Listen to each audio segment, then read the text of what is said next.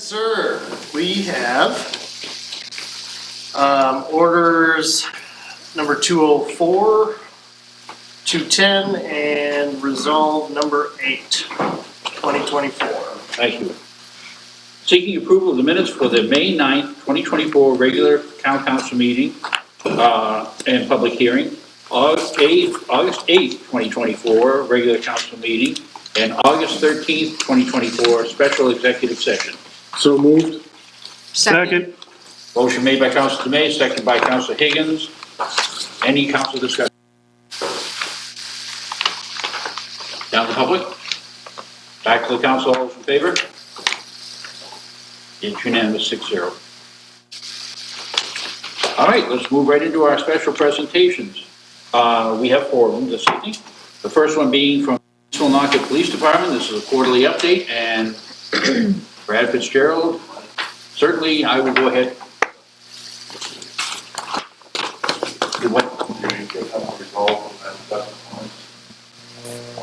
Nope, it's D on there.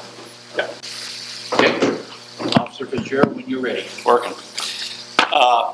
Again, thank you for having us for our quarterly update as we discussed. So first tonight I brought Sergeant Clayton and our special guest, K-9 Derby, for a chance for the council to be able to meet him. So as we've talked about before, K-9 Derby was obtained through a grant with the Stanton Foundation. At this point, everything related to the K-9 has been paid for by a grant with no taxpayer funds that have been used towards him.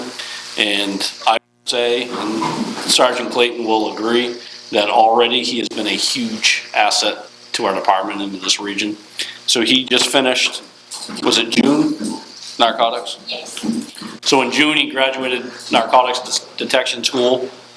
So now he's completely certified in narcotics, building searches, apprehension, article searches. Did I miss anything? I think that's You realize at this time, nobody's actually paying any attention to you. Yeah, I know, they're all watching the ducks. But in the short time that he has been trained in narcotics, he has already had multiple positive indications on traffic stops and other events, which has yielded the seizure of drugs and has led to not only the seizure of drugs, but firearms.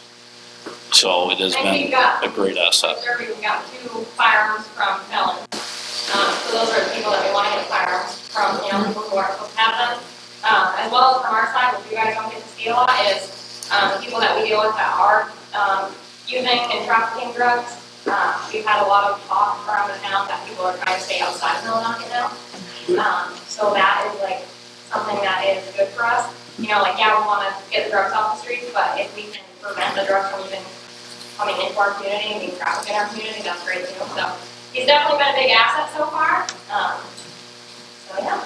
So we are in hopes that a part of this grant, after 2 successful years of a K-9 program, we can apply for a second dog. And our hopes are to get a second one, so there's one on 7 days a week. Because it's, in the short time, the benefits have proven great for our department and for the, because like she said, there are people now that when she's working, they'll literally say, we're not leaving home. Because they don't want to deal with them. So, but we wanted them to come in so you guys could kind of get a first-hand look. And then obviously, this weekend at the Trails End Festival, Derby will be doing a full-scale demonstration at, I think it's 1 o'clock? 1 o'clock. We're at the Veterans Park where she'll show off him, finding drugs, searching for items. We did the Summerfest event and it was very well received, so we're going to do that again up here so the people of Millinocket will have the chance to watch what he can do as well. Excellent. So just as a part of our quarterly update, we'll start off with our call volume. So currently, as of when I ran it earlier, the total calls for the police department to date this year is just shy of 8,500 calls. So I would say on that pace, we are gonna by far surpass last year's call volume. The total call volume for Millinocket so far is just shy of 4,900. So 58% of the call volume, total call volume for the 3 towns is in Millinocket. which, you know, as we've discussed many times before, I mean, that's kind of what we expect. But with that being said, the last several months, we have been very fortunate with our staffing. There's been many evenings when we've been running 3 and 4 guys, and it's helped immensely because we're not having to call someone in for transports. We have all the extra people to help for call volume. And, you know, as in times past, there's been times where all 4 officers are up here dealing with calls. So the consolidated effort, I can't stress it enough, has been great for, you know, not only Millinocket, but all 3 towns, because it's given us the resources. Brad, if I could, just for a second, can you give us an idea, or do you have an idea of why the uptick in calls? So recently, we've seen a very large uptick in domestic violence calls and domestic violence arrests. I don't know if it's, I mean, obviously, a lot of factors, mental health and substance abuse are the leading causes of a vast majority of our calls. And it's hard because there's not a lot of resources up here for mental health. And we are running into challenges with that because of the lack of resources for some of these individuals. So with that, it always falls on our plate for us to deal with. Whereas I think there's better avenues for a lot of these individuals that are calling the police for things that really are not police matters, but they have nobody else. So obviously we're still a valuable resource because we're the, you know, the go-to, but they don't have anybody else. The hospital is way overtaxed. I mean, you know, there has been times where we have brought psych patients to the hospital and have been turned away to drive them to Bangor because there literally is no room for them up there. And, you know, we've had to drive them to Bangor, and even down there, there's not a lot of room for them. So it's definitely challenging. So kind of our staffing right now, unfortunately, we've had a resignation recently. So we are down 3 positions, and we have 1 person that is in the academy. He is in week 4, doing well, but still 14 more weeks to go. As soon as he graduates, we'll have somebody else following him and attending in January. But we do have 3 positions open. I'm sure you probably all saw the advertisement we put out. We've got 1 applicant out of that we will be interviewing upcoming, but it would be a fresh applicant, no experience, so someone we'd have to train from the ground up if it all works out. And with that, I'm really not sure what's holding us back, because our pay is pretty comparable now to a lot of agencies around us. You know, some other benefits that we're offering to try and attract people and retain people, I think some of it is people don't want to be this far north. Unless you're from here, you have connections to here. It's, you know, we're hard pressed to get the young gun up here, because everyone's Bangor area south, that's where they all want to be. And then, you know, the state police and the sheriff's office, you know, they're, you know, all picking these people up. I mean, the state police just did a huge raise, and now they're starting to steal employees from agencies. So, you know, in the world of law enforcement, we are not hiring new cops and putting them on the streets. We're recycling officers from agency to agency to agency. It's very rare to get somebody new and get them to stay, and it's not just us, it's everywhere.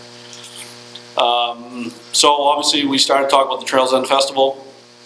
We have extra staff that is going to be working all weekend to help with that event, to provide extra coverage up here. So we have the parade, the touch a truck, the race, the Derby's demo, and we'll just have the extra coverage with the influx of people. I think Friday night there'll be 4 of us. Saturday night there's 5 of us maybe, and then 3 or 4 again on Sunday. So we'll have extra coverage to help with the increased. Then we have the sidewalk sale that's coming up in September. Derby's going to make an appearance for that. We also have another officer that's going to be hanging out there for the day. So we appreciate the invite to that, to hang out with the public. And actually tomorrow we have multiple officers going to the Granite Street School for an event with the school.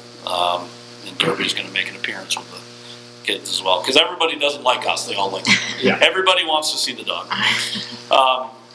So, a lot of our arrests lately have, again, we are still seeing a high number of impaired drivers, and Sergeant Clayton can kind of speak a little more to this, but we're seeing way more drivers that are impaired by drugs and not so much alcohol. So we are very fortunate.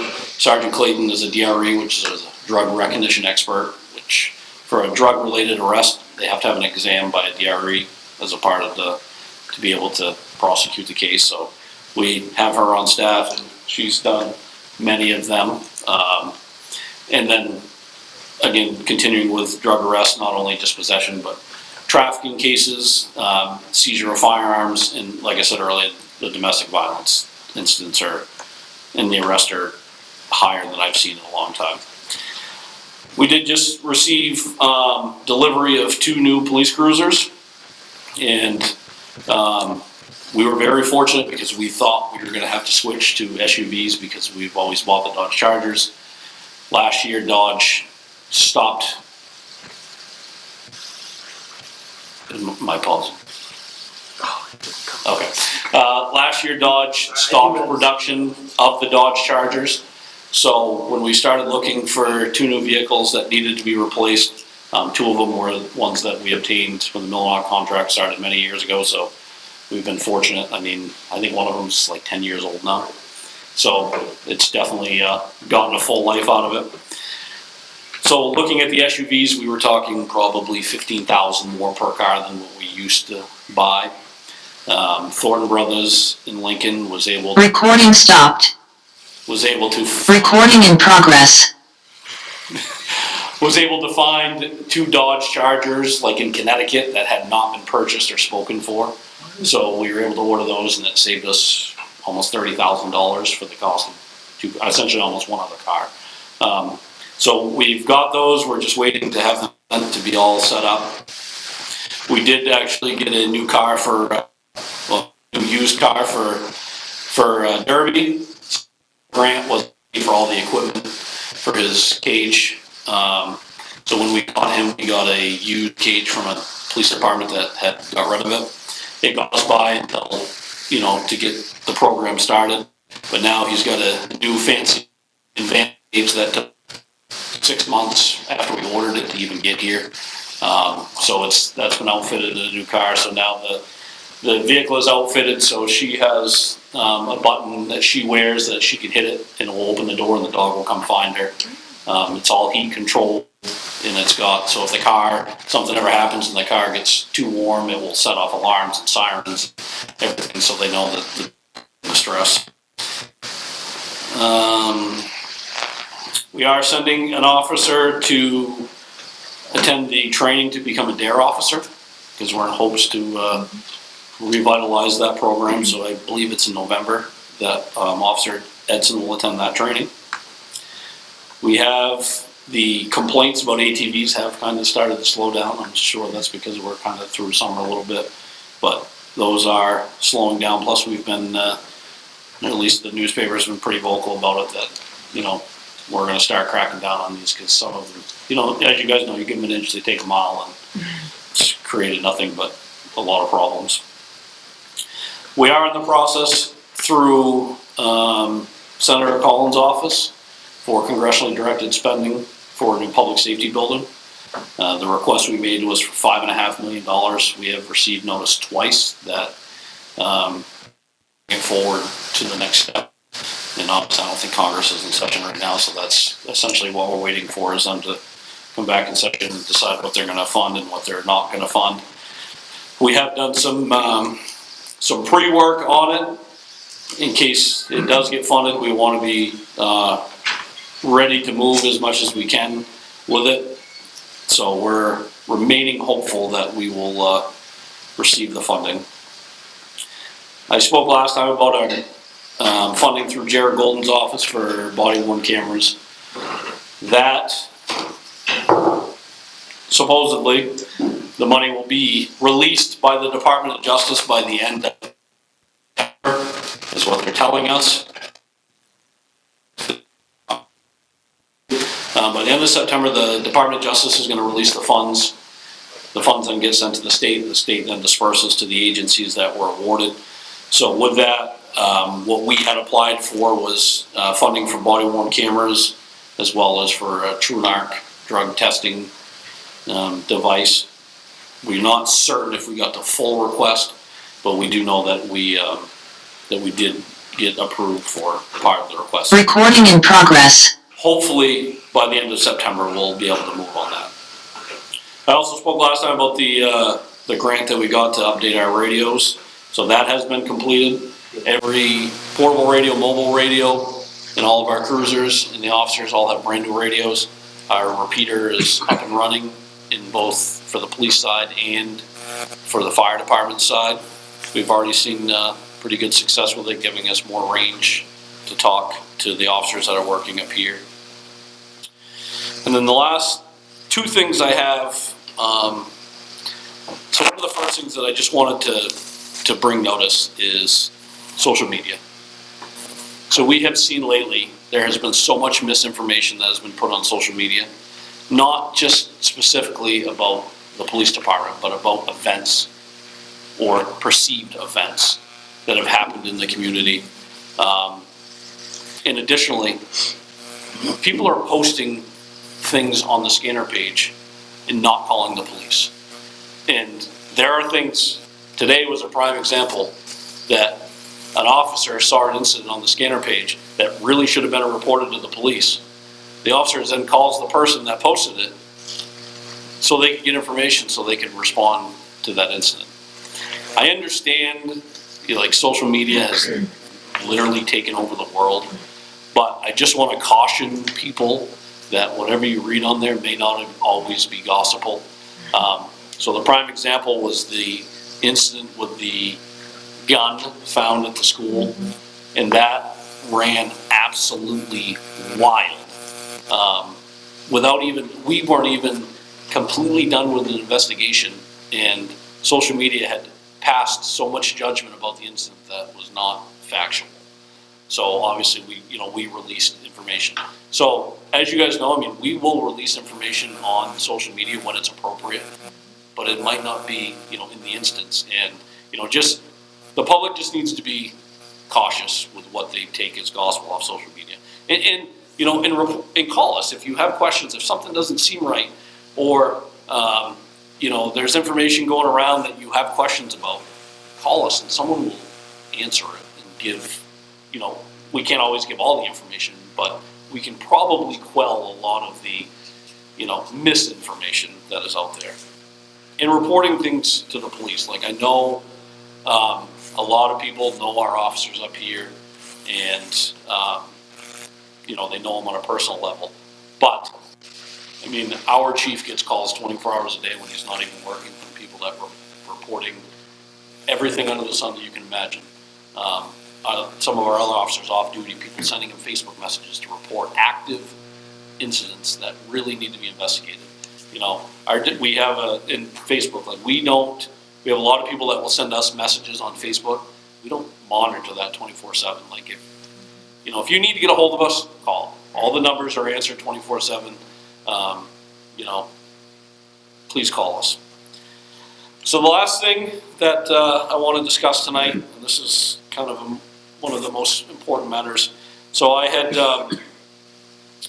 in our contract talks before, when we started talking to them last year, one of the questions was raised about a school resource officer. And I know then that the council had some interest in making that possible. So today, Chief McDonough and I had a meeting with the superintendent and the assistant principal about that, because we too have the same feelings that some of you had, that is very important.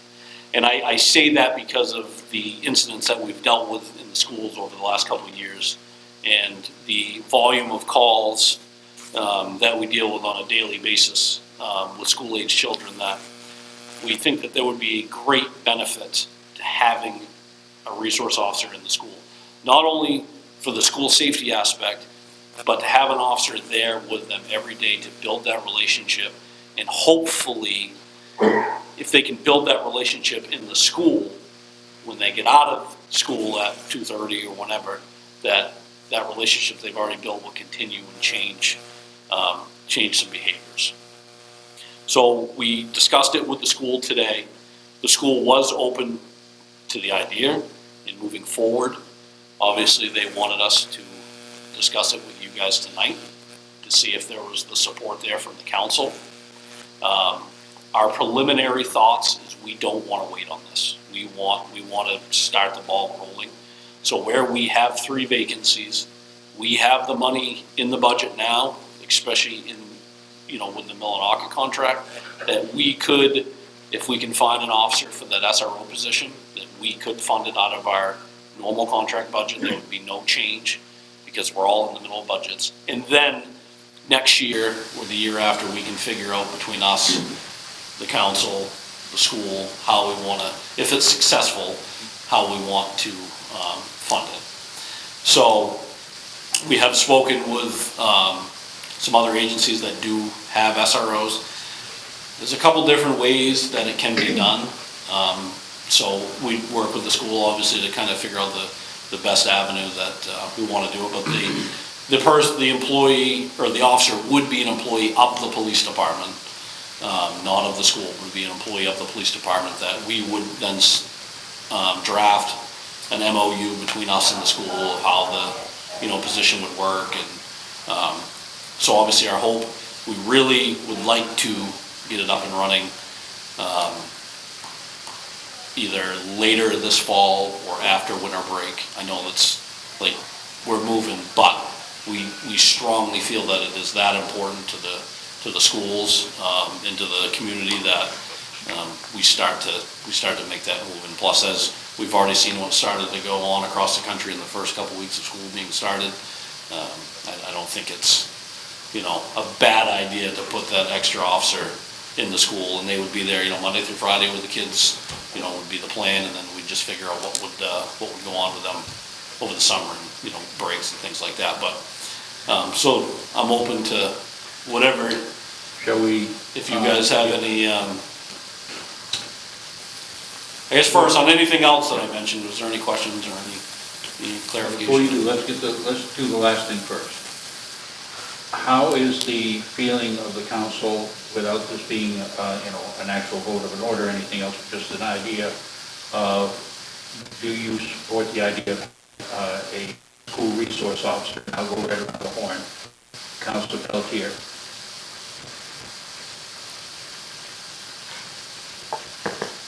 I support the idea of having the resource officer. Thank you. Councilor Mackin. I think it's a real good idea. Councilor Higgins. I'm in support, protecting our children. Councilor Demay. I have a question. Would it be a shared one with East Millinocket? And would it be a shared one, would they have multiple responsibilities with all the elementary schools, high school? I mean, how would it look? So right now, what we're thinking is, because of the open positions within the Millinocket contract, that the position would only be for Stearns and Granite Street. Thank you. I do support. I too do support it.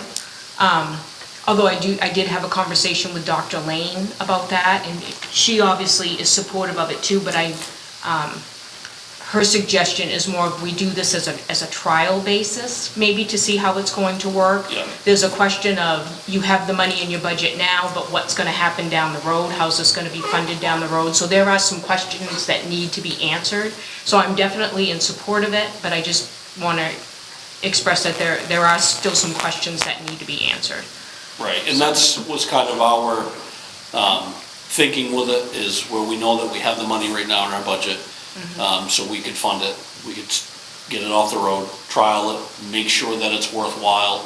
If we see success with the program, then we can, come back and say, all right, this is, very successful, the school's happy, the police department's happy, now what can we do to fund the position? Do we want to split it amongst the 3 however we want to do it, but, while we have the position available right now, I think, and I also think if it is successful, that the East Millinocket schools, the Medway schools, that there's going to be some conversation where they're going to show some interest, and then, we're going to get a second one, obviously, as it progresses, but.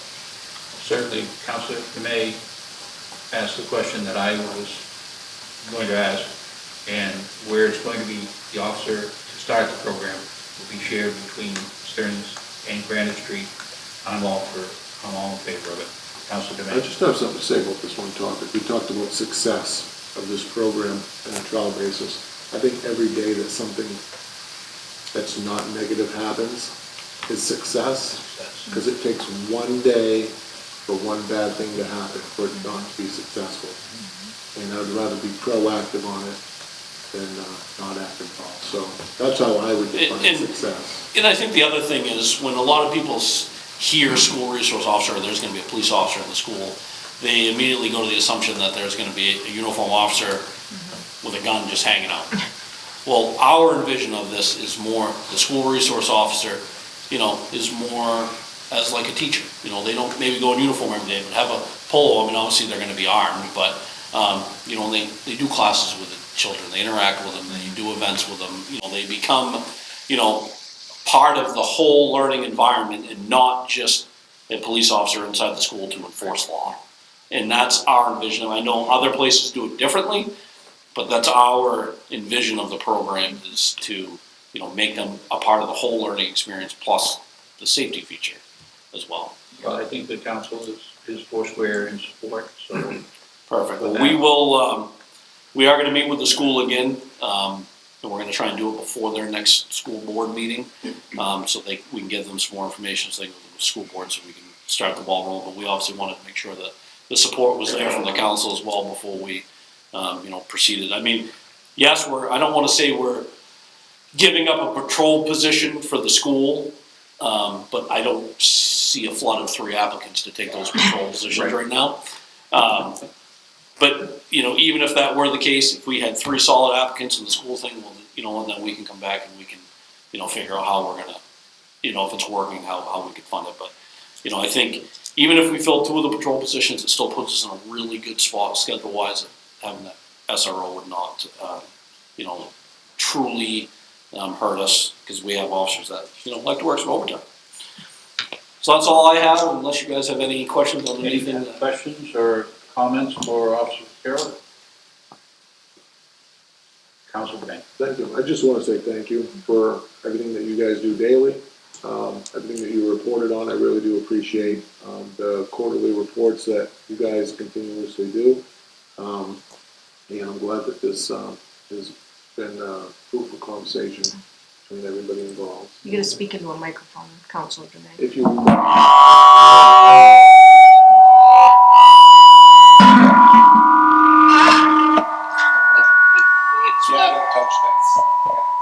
I know, but they can't hear you on the. Did you hear me?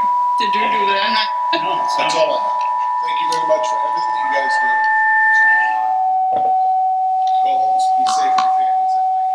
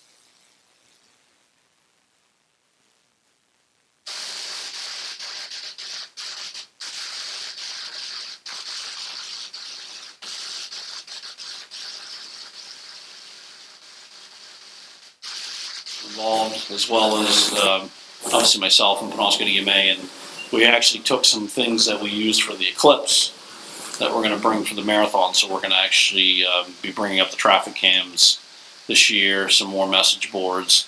So, you know, as the, you know, event grows, we're gonna grow with it. We learned some things from the eclipse that we're gonna incorporate into the marathon, so That's wonderful. it can't be here soon enough. Anybody from the public have anything, certainly, please.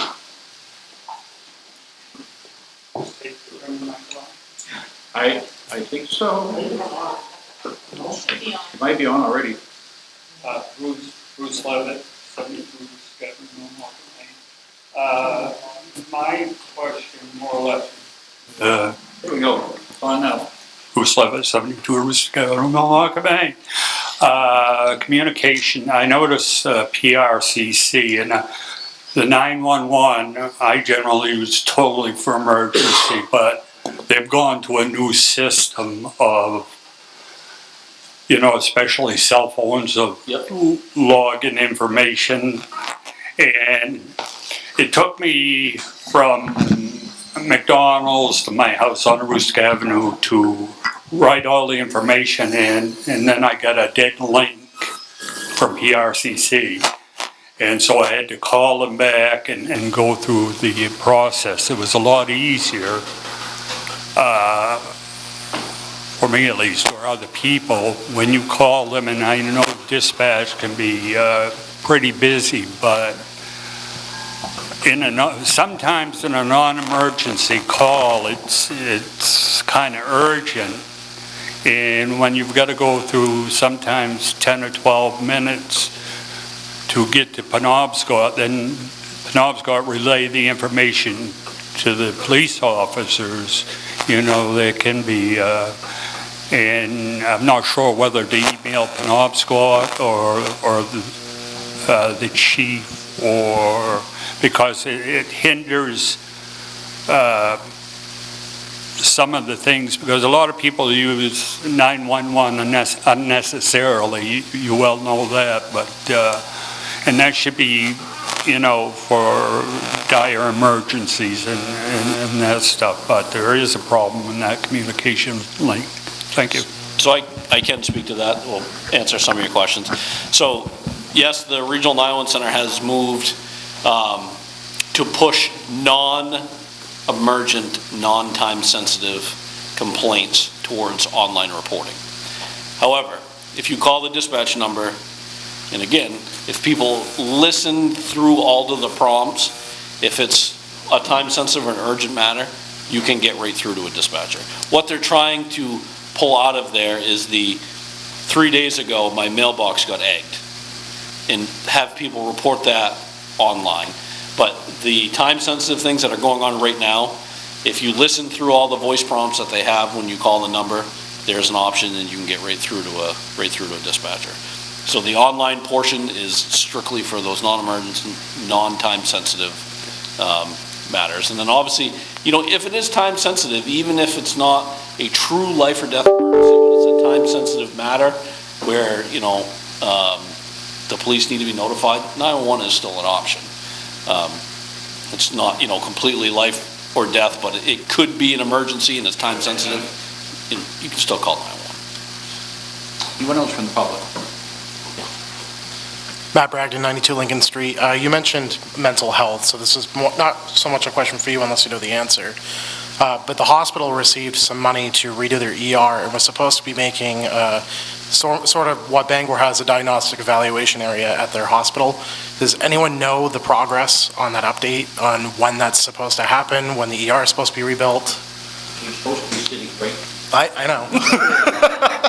Mr. Chairman, code enforcement, well, Tom and I, well, mostly Tom, reviewed the engineered drawings with the engineers recently, and they are coming to the planning board first week of October, that Thursday night, whatever it is, and we'll be seeking a site plan review and permit for them to move forward. I don't have an ETA on the start of construction. Tom, did they mention that? Oh, did you not hear me?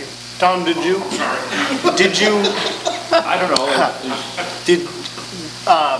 did they mention an expected start time? The timeline for them is if we can get it through the planning board, we're going to do a planning board meeting and public hearing at the same time so that we can speed this through. If that's the case, they'd like to start this project in October or November.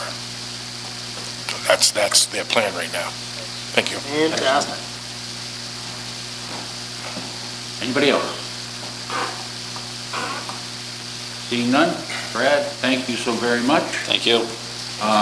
Really appreciate these quarterly updates. They are not only informative, but they are useful. Thank you. All right, moving on. We have a presentation from Mothers Against Drunk Driving. Lisa Rivers? Yes. Yes. And Officer Clayton? By all means, please. You want us to use a certain microphone or something? I prefer if you were, yeah, Oh, that one's cool. you can sit right down here. All right, so many months ago, I thought about trying to get a Mothers Against Drunk Driving walk in our area somewhere. So I came from Holton, where I worked for 4 years, and we did a Mothers Against Drunk Driving walk there. I was part of it as a law enforcement officer once, and then I just went as a participant another time. And I met Nicole Hutchinson. She's from the area, and she's part of Mothers Against Drunk Driving. So many, many months ago, I reached out to her and I said, hey, can we try to get something in this area? And she said, well, try to work on it. Do you think the school would be on board? So we started kind of game planning.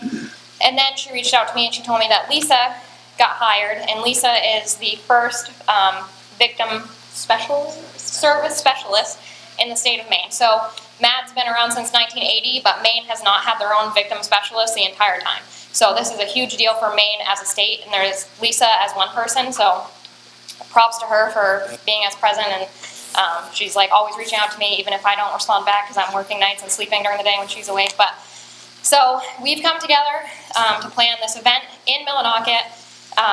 So we are doing that on October 5th. It's going to start at 9 a.m. It starts at Stearns High School.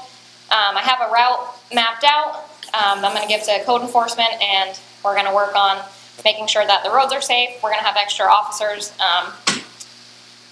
it's kind of like when we do the marathon. We want to make sure that all the people are safe on the roads. And like Brad was talking about earlier, last year during the marathon, I pulled someone over that was not safe driving, and there was hundreds and hundreds of people on the roadway. So those are things that we obviously want to prevent and be proactive about. So that's something that's super important to both of us. I'm really happy that we were able to do it in Millinocket. I think it's going to be a good thing for our town.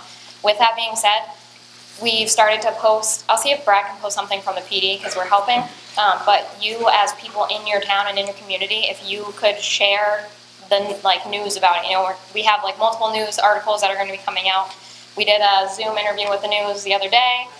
We have flyers. We've been passing them around. I'm going to bring it up tomorrow at the school while I'm there, along with all the other things we're doing.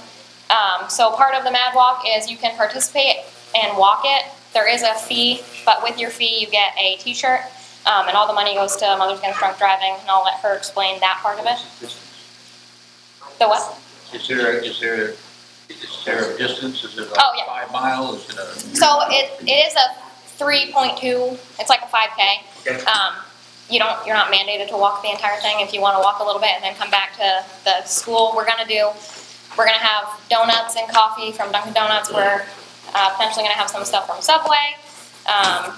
We are going to do a Touch a Truck event. I've contacted a lot of agencies around our area, not just us. So we have us hoping to get a lot of the EMS people that we have here. We have 3 agencies here we can use for fire and EMS. I've reached out to Lincoln, I've reached out to Penobscot County Sheriff's Office, I've reached out to State Police. So at this point, we're hopefully going to have a lot of law enforcement in the area, so that way Border Patrol as well, they're going to come up, and they might come up with their K-9. So we're going to have a ton of law enforcement in the area, a lot of people that you can come and talk to. I know for me, I've never been personally affected by having a loved one die from a crash that involves drunk or drug driving. However, I know my fair share of officers that have had that, and that's part of their passion for the job. My passion is with drugs. I've had 2 uncles that were drug addicts that I saw how it affected my family and my cousins. So between drugs and the drinking and drug driving, those are something that I am really passionate about, getting off the streets and making sure people are safe. So with that, I'll let Lisa explain MAD. I don't really have anything to say. It kind of sounds like you explained it all. I just thank you very much. We couldn't have done it without signing. Maybe like how you like the money from like walking and all that kind of So stuff. all the money that's raised through the walk is it all stays in Maine. So it's all to help prevent, and it's to spread the awareness. So we're kind of building the Maine chapter. It's kind of starting, as Mallory said, I'm the first victim service specialist, so I'm kind of doing all kinds of things here and there, but we're hoping that it will grow. I'm a part-time employee right now. Eventually, we're hoping next year it turns into a full-time. We've asked for a grant. We can go into schools at some point and talk to parents and talk to kids, talk to parents about how to talk to their kids about alcohol and drugs, and talk to the kids as well. So there's a lot of things that we can do. Victim service specialist is what I do, so if somebody has been affected by an impaired driver, I work with them through the court system. I worked for the district attorney's office for 15 years, 5 years was as a victim advocate, so I'm very familiar with the court system. I can help them do that. We have online support groups, virtual support groups that I've found just in the last 3 months since I've been with MAD that victims are really happy to engage in and be a part of, because it's connecting them with people that have the same experiences and have gone through what they're going through. So there's lots of things that we can do. We're kind of building it now. And I'm sure all of you are aware of some of the recent events in Millinocket itself, whether like the crashes didn't happen directly in our town, but they happened right outside, and they've all been our community members. They've been young community members. They've been people that people that your loved ones know. And so honestly, when all this stuff started happening, it just kind of hit me like, wow, like this is like it's not good that this stuff has happened, and I want to prevent it, but at the same time, we've had this like in the works for months now, and now we're seeing an influx of these incidents where like obviously we need to do something. Like we need to talk to the kids, we need to be in the schools. So talking about the SRO thing, like if we can get an SRO in the school and Lisa and I can continue our relationship, like Lisa going into the school as someone for MAD that's not a police officer, the ways that kids might talk to her that they're not going to talk to us, and even the SRO, that'll be a good barrier between, a police officer on the street, the one in the school, and then someone who's not even associated. So I think it's all great steps leading in a good direction so that we can help our community and help our kids. So if you guys could support the walk and be there and tell everybody else to be there and spread awareness, that would be awesome. Thank you very much. Councilor Dumet. Thank you and welcome. Oh, you're welcome. I was just thinking back to Brad, right? How Brad said nobody wants to be up in this area. I actually live in Winthrop, and I grew up right in Winthrop. I like coming for us. You want an application? I don't want an application, but I do like coming up this way. It's a welcome and thank you for being here. I think this is a project and a passion that everybody should be able to get behind. So just to be clear, anybody can do this walk? Man, woman, child, all age ranges? Anybody. Anybody that wants to support canines as well? Derby will be there. Can we bring our pets too on leashes? If you have your pet on a leash, I don't see why not. Awesome. So, that's great to know. I've been dealing with myself. So, yeah, we all should support, Anybody else from the council have anything they'd like to add? Thank you. See, thank yous are good. Thank you. How about from the public? I'm on my 2.5-hour ride home, so. Okay. I'm gonna skip out. Anyone from the public on this? I think it's a great idea. I'm glad you're doing it. I think it's something that could be built upon. And I think along with the service officer in the school system, I think you're right. I think it's part of a multifaceted thing that only can bring benefit to the kids, which is ultimately what we all want. So thank you all very much for being here. And we look forward to it. We'll see you on October the 5th. Thank you.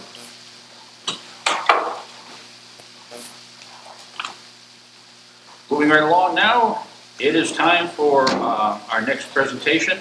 This is the Charter Review Committee. It's a report on the proposed charter amendments, and this will be Matthew Bragdon who will be doing this, representing the committee. So Matthew, I'll give you the floor. So I did have a presentation built for tonight. Obviously, there's some issues with technology, so I'm just going to read them all. Hey, if you wanted to, the Zoom meeting is working if I don't broadcast it. If you want to just get on and screen share and be part of the recording at least. Let me see if I It just can. won't be on the wall here. Before I begin, my ask is that I'm going to go through each section and then ask if anybody has any comments or questions. I just ask that you wait till the end of that slide before I answer anything. There's a lot to go through, and I want to do it as effectively as possible, not to hold up anyone's time.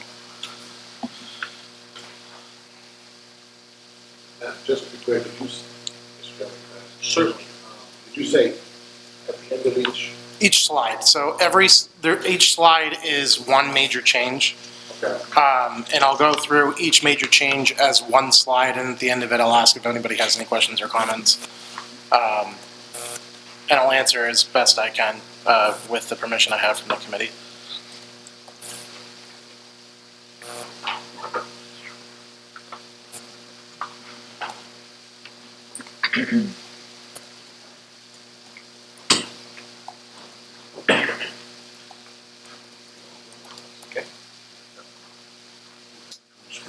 Yeah, Oh, we have some. just extra. Oh, okay. Is it the link on the website? Okay. We're leaving it, we have extra copies of anybody's like to follow along since we don't have the wall. Since we don't have. The other change that's not in the paper ones, but is on this, is I made a typo. There's actually only 7 committee members, and I had that it was 700. It's actually 600 with Mr. Modry absent. Recording in progress.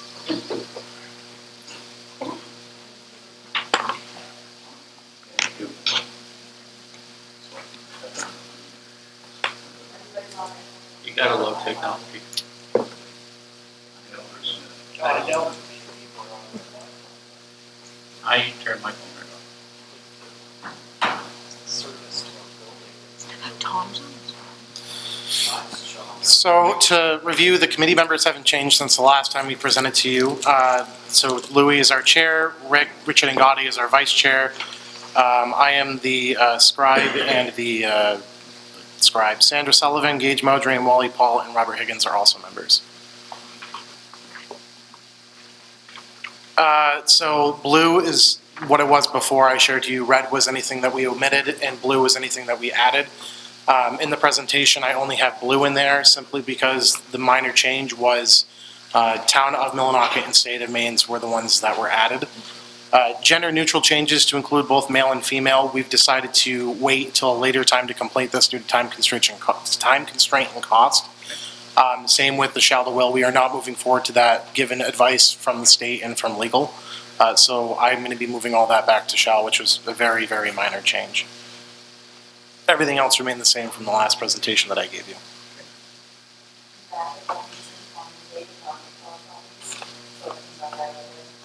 There isn't. After that slide, there was nothing. So the major change, number 1, which is C202 qualifications, reads, councilors must be qualified electors, registered voters of the town of Millinocket, reside in the town of Millinocket during each councilor's term in office. Councilors will hold no office of emolument or profit under the town charter or ordinance. If a councilor will cease to possess any of these qualifications or is convicted of a felony or crime involving moral turpitude during their term in office, that councilor's office will be immediately vacant upon notice of such conviction to the council.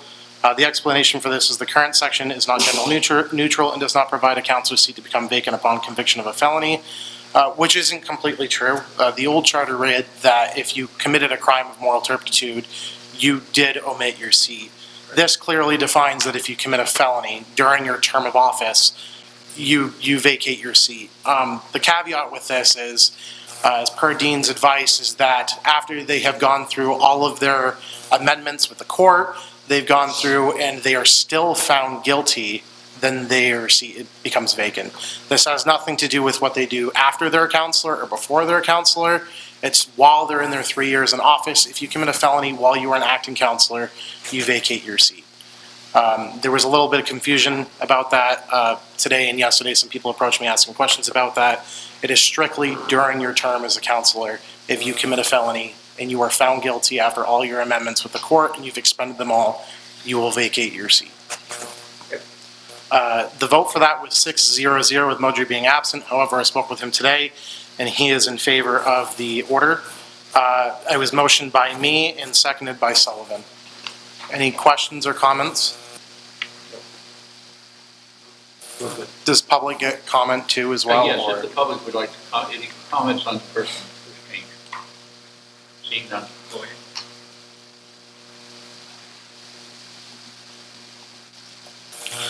Section 2, C204, enumeration of powers, inquire into the conduct of any office, department, or agency of the town to make investigations as municipal affairs, notwithstanding Section C218 of this charter, suspend with pay any department head who is the subject of an investigation by the town manager for the duration of such investigation and resolution of any disciplinary action as a result of the investigation. Any such suspension is not discipline, punishment, or a determination of wrongdoing.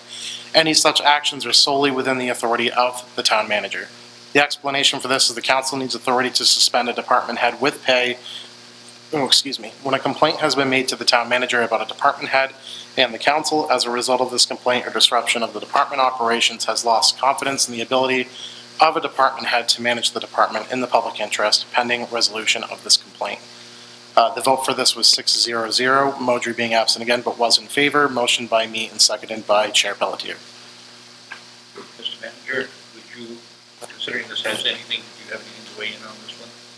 Considering this has, part of this is, You know, I had shared during the committee meeting that this is not the business of the council to be doing in any way, shape, or form. Council has one employee. The council's employee is the town manager. If the town manager is not doing their job in disciplining their employees, then the town council handles the town manager. Right. You know, I think this is like getting a running start and leaping over the line of the separation of duties between elected officials and hired, paid-for staff. I think you'd be hard-pressed to find places that actually put this into their, you know, operating bylaws. And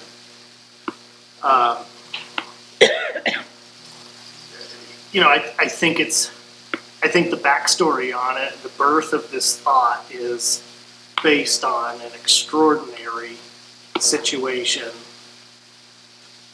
once in a lifetime thing that happened that impacted our town that, like I said, is extraordinary. So, you know, I'm an administrator, I'm not an elected official, I don't make these decisions, but I think it's a bad idea. anybody from the council on this? Council Committee. And I do apologize, I missed an opportunity in the last one to, something, a question mark in order, so I'm just gonna ask it right here. It's actually going back to maybe change number 1, so I do apologize, don't apologize, change number 2. I understand this completely, but who, in the section where it says crime involving moral turpitude, I do know what moral turpitude is because I looked at it when I did charter stuff in my first term. Who gets to define moral turpitude? Because it's a very vague statement, even in its Webster definition, it's very vague. So who gets to make that decision? Is it the present council at the time? Or So I had the same exact concern, and I raised that to Dean and really didn't get an answer. I am not in favor of it saying moral turpitude. I think a felony is enough to be there. so why did that happen? It was the agreement of the council that moral turpitude should have been added instead of omitted. Okay, is there any representative from your committee that can define moral turpitude to the satisfaction? I would ask the chair, Mr. Pelletier, if he has any idea on who would be in charge of making that decision. From how it sounded with Dean, and correct me if I'm wrong, is it's up to a court. But again, I think I'm completely in agreement with you that moral turpitude is way too vague. I think felony is just what it should read. And that's how I originally wrote it. Council Pelletier, your response? Why we retain the moral turpitude definition? Yeah, Basically, the parameters of moral turpitude are very vague at times. I think Council Dume is trying to, and rightly so, he makes a point that why is it even still in there, why not just felony? yeah. If something is felonious, it's Right. above and beyond what a misdemeanor would be, a common everyday. But moral turpitude might be less than a conviction of a felony. And if it's abhorrent enough, the current council, they can use that. So that would be up to the current council at the time Yeah. of the infraction. Okay, that answers my question. Again, I was not in favor of that change. I thought reading felony was perfectly acceptable. I think people make mistakes. I think felonies are a bit extreme and deserve to be in there. However, I think very minor crimes could be considered moral turpitude given in the eyes of the beholder. So I am in agreement with you, Councillor Dume, that I don't think it should even say moral turpitude. It's too vague. So to major change number 2, I have thought long and hard about this one, and I come to the conclusion that I am in agreement with the manager with, I believe that this is an infringement on the duties of the manager. I am in favor of holding sessions, executive sessions and whatnot to help guide the manager or give him the opinion of the council in personnel decisions, to let him know where we stand and what our expectations are for the current council at that time.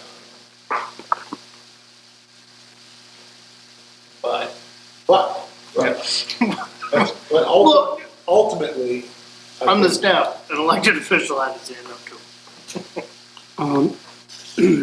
Okay, let I thought- Council Dume finish his thought first, and then I'll come back. What did I do? More turpitude. Nice I try. believe that this is crossing the line of doing the manager's job for him. I believe in giving him direction, I believe in giving him input, I believe in giving him expectations. And if he's not holding the line to the satisfaction of the council, we should take action against that manager. And then so on and so forth. Unless, because this is very much a selective form of government here, where the council would then have direct input over department heads. I don't know, I think that, maybe I'm wrong, but I think that's possible. But let's see what the other councils think. Council Hagan. Yeah, Mr. Bragdon, I thought when we went through, can I call you Matt? Oh, absolutely. Okay. I prefer Matt. So I thought when we went through That's my the granddad committee also. meeting, that we read down through it, and this was one of the ones that we were going to not move forward with. The one we decided not to move forward with was the recommendation to the planning board. What's the one we decided to do every 15 years instead of 5? No, I mean, it was, because we were talking about the, You talked about comprehensive plan. That's the one we decided not to move forward but we with. talked about actually changing the policy. I was under the presumption that this was going to be a policy change too, but I did go back and look, and we decided to leave it up to the council to decide for this one. This was one of the ones that we said, let's let the council decide on what direction they want to take. Okay, and I agree, this should be actually left up to the manager, that's part of his job. And that's one of the reasons why I think the majority of the committee wanted to leave it up to you guys to decide. Okay, thank you. Well, to lend some clarification, Bob, you're changing your vote here, but anyway. Do I change it? I don't have a problem with it. Not a problem. That's been voted on, Right. recommendation. That's what we're doing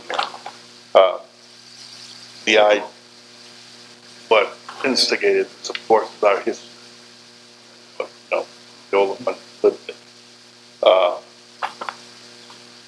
Charter does allow for the council to investigate themselves, department head, when it's a department problem. As in,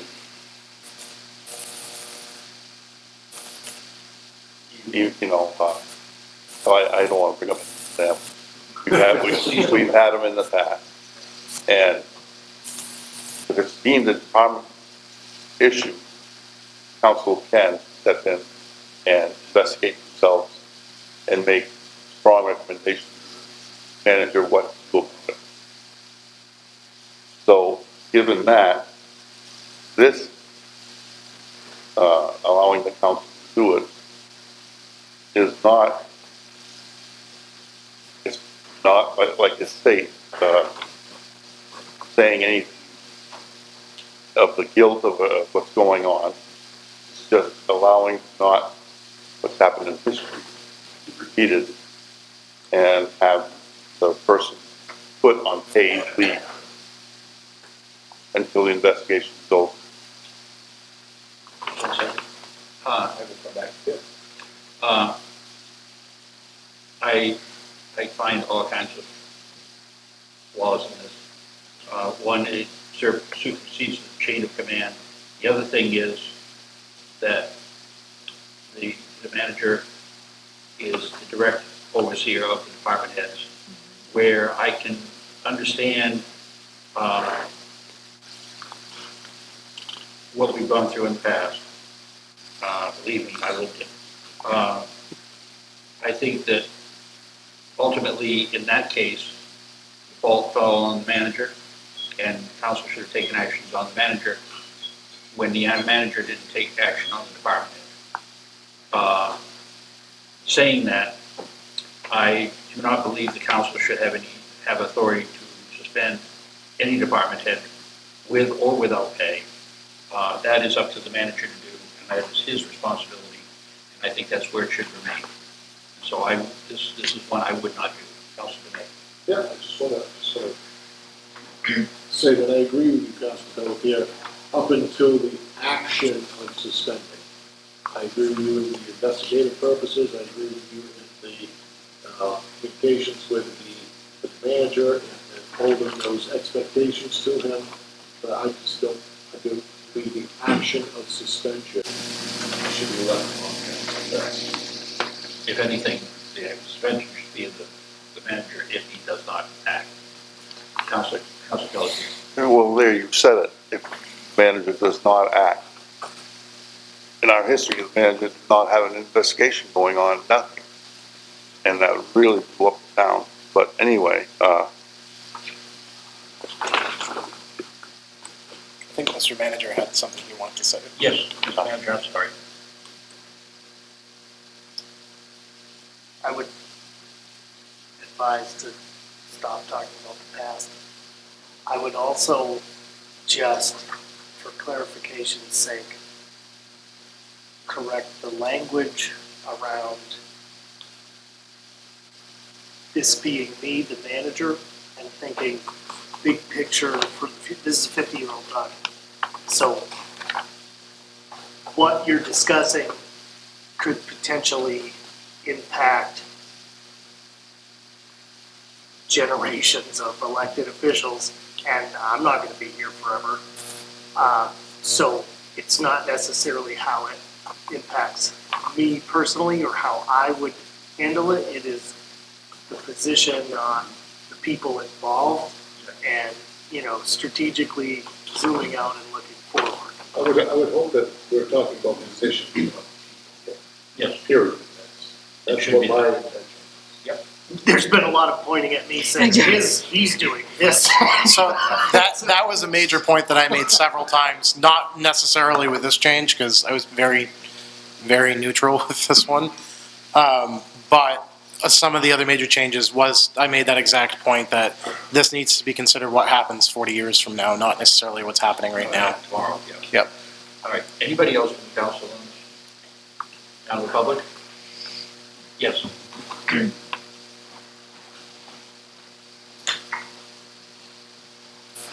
Bruce Levitt, 72 Rustic Avenue, Millinocket. I think, because you've gone through an array of things from moral turpitude to the manager's responsibility, so there's a lot in context. But I think primarily what this speaks to me is the town manager on these department heads has the initial authority.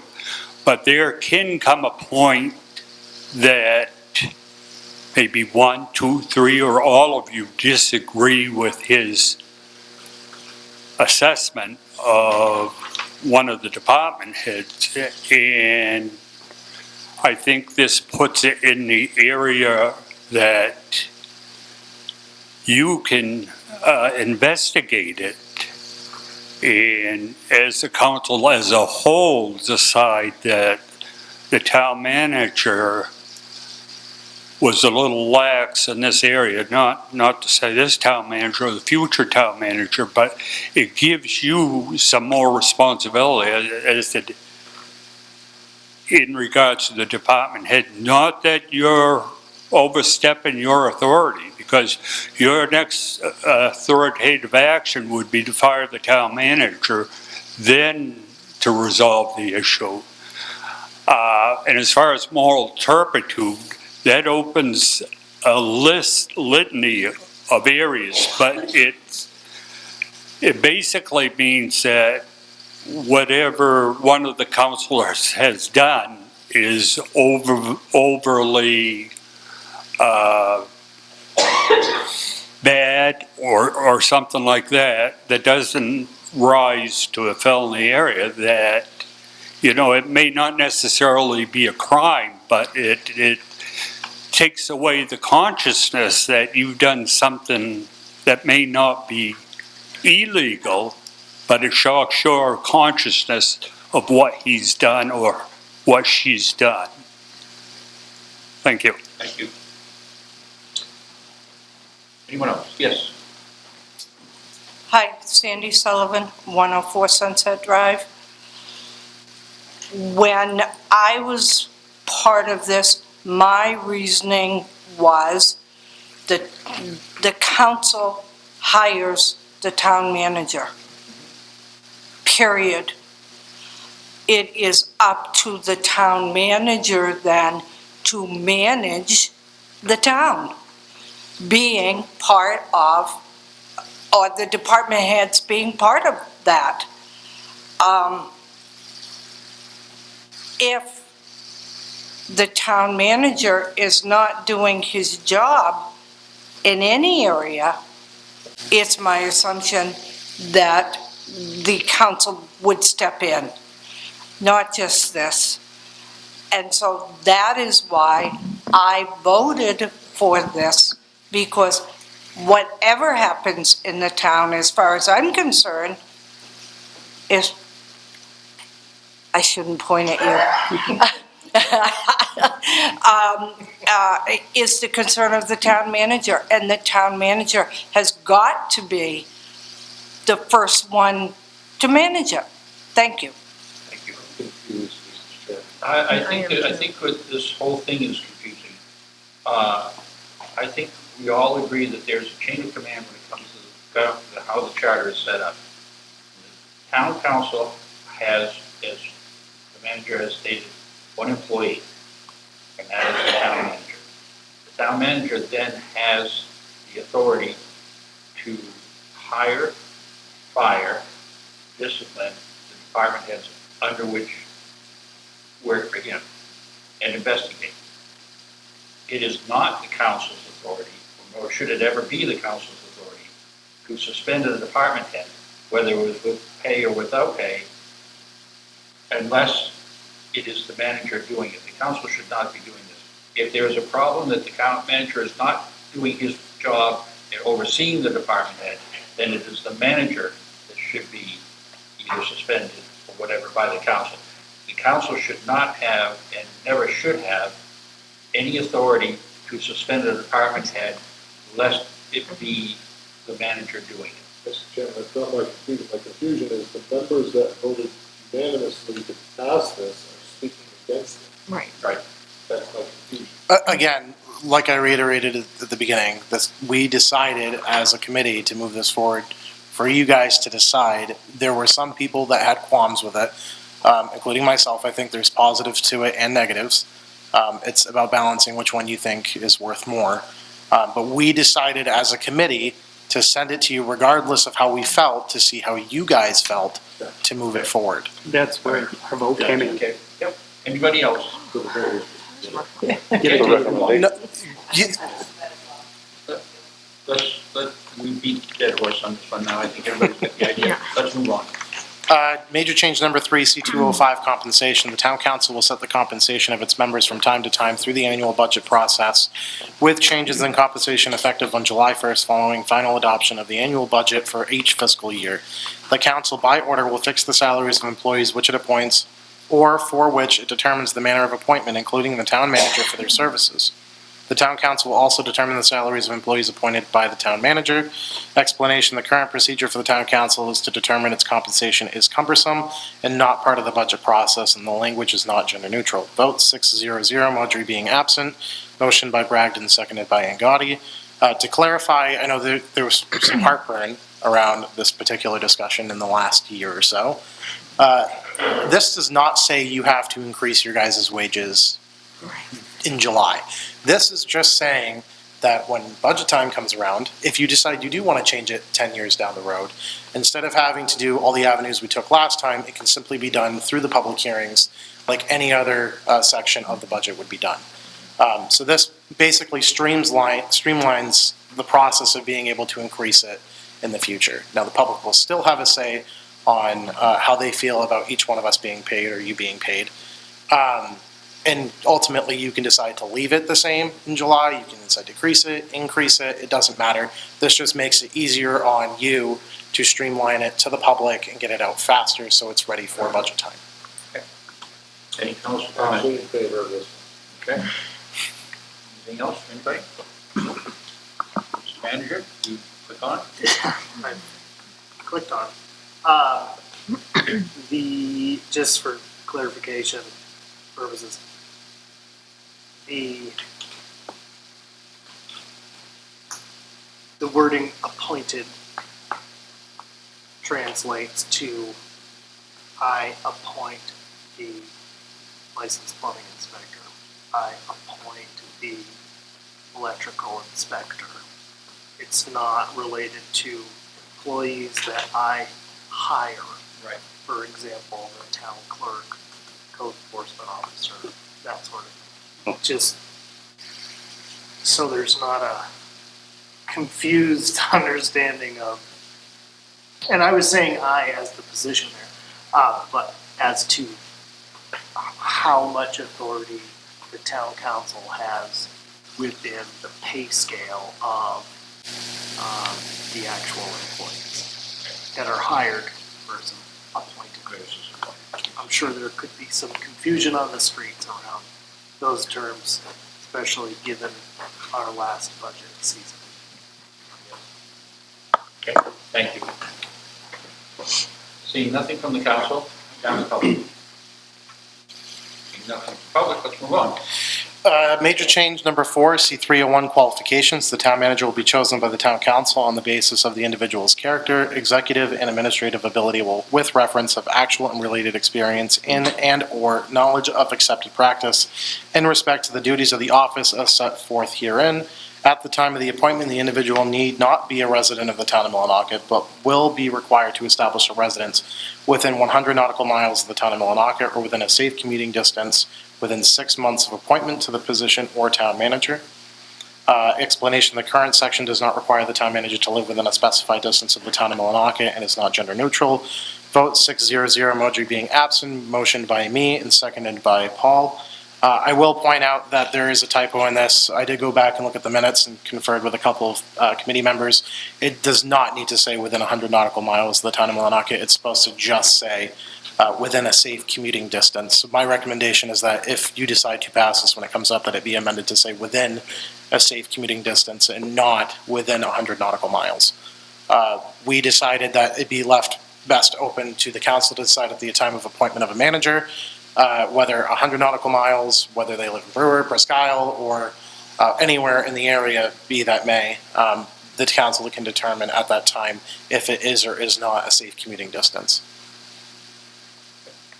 Comment from the council. Councilor Demay. Sorry. Once again, I need a definition of safe commuting distance. I think that is up to the interpretation of whatever council is there at the time. That is correct. That's what I just said. It's to be that way on purpose. If the majority of the council at the time of appointment of a manager feels that them living in Bangor is not a safe commutable distance, which personally I think is, they can decide at that time that that's not an acceptable form of safe commutable distance and can work with the manager that they're attempting to hire at that time. This is less of an importance to the committee as like the felony portion, considering the fact now that we do have a contract with the manager right now that he can live anywhere, if I'm not mistaken. We're making it so the council at the time that they appoint a new manager can determine if that is safe or not. Obviously, some councilors would say that Portland is not safe. That's 3 hours away. You know, that it's really up to the council at the time that they hire that manager. Same as their salary, there's no outline that says they have to hire them at this set rate. The council at that time can determine what is too far and what is not. So I like your explanation. If I get this right for the public, they don't have to have residents here, but let's say they have an apartment or have property here that they can stay in, or they just need to have some sort of, what do you mean by live, right? So they stay at their parents' house. Safe commutable distance. So for instance, the term that was used was Brewer was the example that was used. We agreed that Brewer was a safe commutable distance, that they could easily get to work on a day-to-day basis and do work here in Millinocket and then successfully travel home, or in the case of an emergency, get here safely to handle said emergency. We don't feel that putting a necessary limit on where they live. There is that option in there within 100 nautical miles of the town of Millinocket. If you do decide as a council that you do want them to have a set parameter when it goes up to vote, that is totally an option as it stands right now. But the committee as a whole agreed that safe commutable distance left it up to the committee to decide if them living outside of Millinocket within a safe commutable distance as determined by that council is acceptable or not. I think there's some confusion, I'm sorry if I can jump Certainly, in, go ahead. around the phrasing. The individual need not be a resident of the town, and then skip to, but needs to be close enough by within 6 months of being hired. So like, I got an email yesterday that said, hey, we're this little town in the state of Washington. We're trying to hire a town manager, you know, and of course it was sent to thousands of people, not just me. Seems like an advertisement. So, in that example, should I apply and be hired, I am required within 6 months to be in the state of Washington within a safe commutable distance of that town. And, you know, same coming this way, right? But I think the residence part and the wording around it confused a couple. We have, as a municipality, in the time of the town, we have had town managers who have lived here in town. We have had town managers who have had apartments here in town, who we've hired, I can think back to 3 or 4 managers ago who lived in Aroostook County and would go home on the weekends, but he had an apartment here in town. We have had, you know, the only thing we've ever it seems to be this is the only thing to me that has ever been a sore spot within the community. We don't ask this of our police, fire, our department heads, anything else, to be residents within the community in order to work for the community. I don't see where this is necessary for the manager as well. I think that this is just a reactionary type of situation to past practice. I think under circumstances and the way the world is now and the availability of town managers, heaven forbid this one should ever leave and we have to go out on the market again, having restraints on them to require them to do something. I mean, obviously you can require them to be, we need you to work 40 hours a week within the office. That's a requirement. But where they actually reside or how they make their commute or whatever is entirely up to the manager who decides whether or not he can do it. So I just don't think this is, I just think that this is something that's come up so many times, but it's not necessary, and it's the town manager is the only person in the employee of the town of Millinocket that this comes up to. We don't even do this with the superintendent of schools. Superintendent of schools can live wherever she wants to, in this case, and travel to work. So, I mean, I just don't see the necessity of having it. If I could, just before.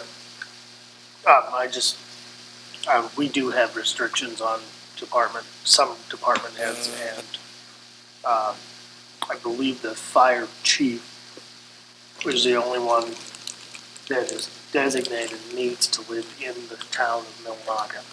But well, that was a special situation. But John's required to live here. Public Works, even the employees are, and the Public Works employees are required to live within X amount of miles, Medway's pushing it. They have, a certain amount of travel time that they need to be able to be present within the town. So there are other positions in department heads that have restrictions.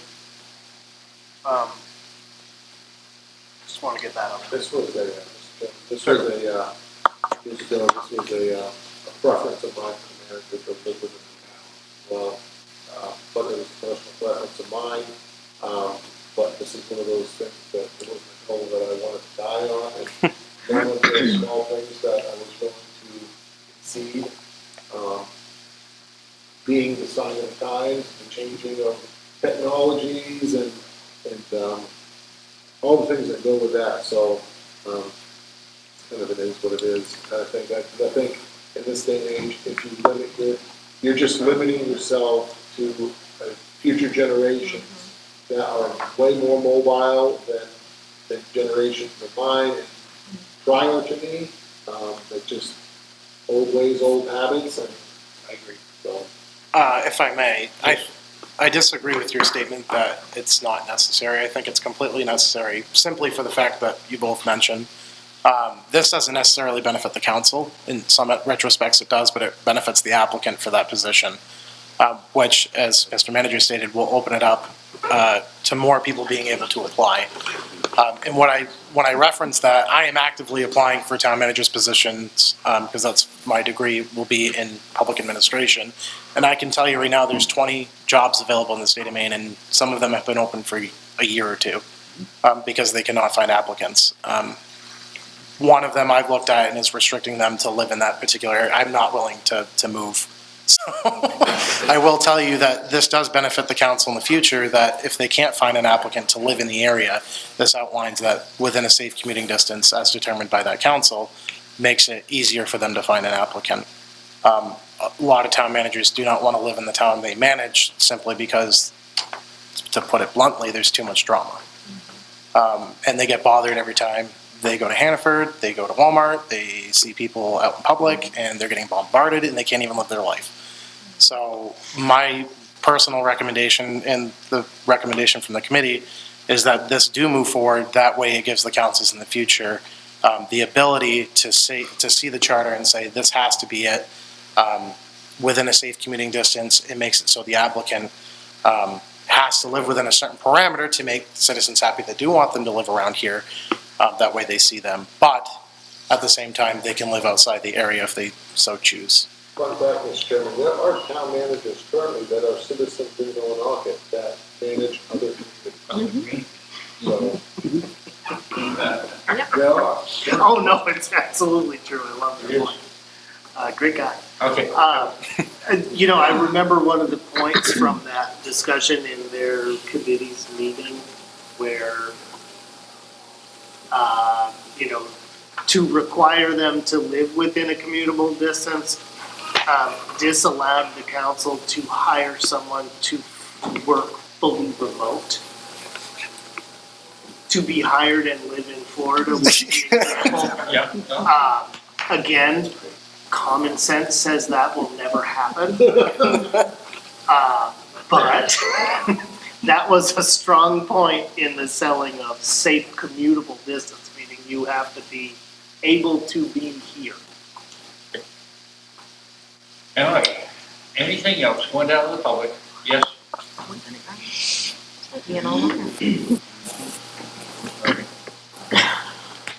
Bruce Levitt, 72 Rooster Avenue, Millinocket. I think there's a lot of ambiguity in some of this language. I don't like nautical miles either. And there's a good reason for that. You're telling me that 100 nautical miles, and there's a lot of difference between regular miles. I think as taxpayers in the town of Millinocket, we deserve and should have that right to require the town manager to live in what would you want to say a more reasonable distance than,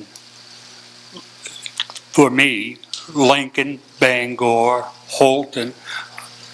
You can use York if you want to, but the people in the town of Millinocket pay the taxes, and I can understand that the field of town managers, as with fire chiefs, police chiefs, and of course, we contract with East Millinocket, so that's basically their responsibility with our contract.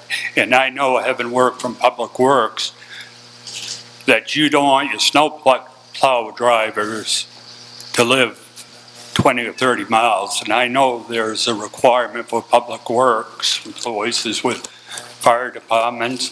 And if you have a major emergency and your town manager's in Bangor or Holton, Prescott, wherever you want to talk, you know, that's not quite comfortable for me to have everything done over the phone or Zoom or where you want. Communications could be down for all you know. But as taxpayers in the town of Millinocket, after those 6 months, that he should be required, as with the superintendent or any other major officer of the town of Millinocket. That's kind of saying, like, a council member can be out of East Millinocket. I know the charter doesn't allow that, but you're doing the same thing by the town manager by allowing him out of town.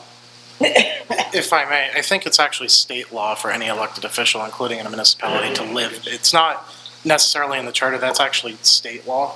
And I don't think the state's planning on changing that anytime soon. Well, I'm not sure about state law. I know what the town has said in the past. Thank you. Thank you. To respond to that real quick, I appreciate... Ms. Sullivan, please. Council Pelletier, we're going to move on. Go ahead. Do you want to respond? Yeah, what I was going to say is I appreciate some of Mr. Levitt's comments, and the big example that I used in the committee is if I live at my camp at South Twin, which is currently being outfitted to live full-time year-round, I can't essentially be a manager in the town of Millinocket in the future because I live at the lake. As it states right now, you have to live in town. I'm here every day, my kids go to school here, I work here, but I can't be a town manager because I don't live here. So I think safe commuting distance leaves it up to the council in the future to decide that if they want that manager to be XYZ amount of miles, and they can determine that at the time of appointing a manager. So in the future, a council may have the same. That's because the contract was amended, correct? So, I just want to make this entire point moot really quick. The current charter requires, if I remember correctly, the manager to live in town. The contract that the council offers to that individual overrides. I don't believe the current charter states he has to live in town because I don't believe it does. I think it was the contract that. So to Bruce's point, past managers have not lived in town. So it, this at least gives more power to the council to make them closer. Yeah, and like I was saying, if they decide they want to live at the lake, Millinocket, South Twin, the council at the time, if they feel strongly they live in town, they can make that decision. Or within a safe commuting distance, they can determine East Millinocket, Medway, the lakes to be reasonable at that time. So. That was one of the points I was going to make. If you limit the charter to say they have to live in town, then they can't buy a house at Smith Pond or the lake. And so I think you also want to put something in there. This is the day and age of work at home. We want to prevent someone from Los Angeles managing Millinocket from home on a full-time basis. Like the manager said, that's. I don't think the town of Millinocket would ever hire a manager from Los Angeles, irregardless of. I agree with you, but 20 years from now, they may feel a little different. And so that's why we put a certain restriction that a commutable distance means you're not going to come back and forth from Los Angeles every day, but you can from the lake. We'd have to get the airport upgraded. Hold on. Mr. Chairman, this whole thing seems to be moot at this point, because if it all can be arranged by contractual obligations between the council and the manager that overrides the charter, then what's the sense of even having this conversation? It does, because there's no stipulations in the charter currently, but we just reminded ourselves that it's in this contract. It's be more restrictive. You just made my point. It could be more restrictive contract more liberal. Correct. Like state law and local law. So another big reason for this is the people that said they wanted the town manager to live in the area. This makes it so they have to live within a certain distance set by the council. It benefits both Unless parties. their contract says otherwise.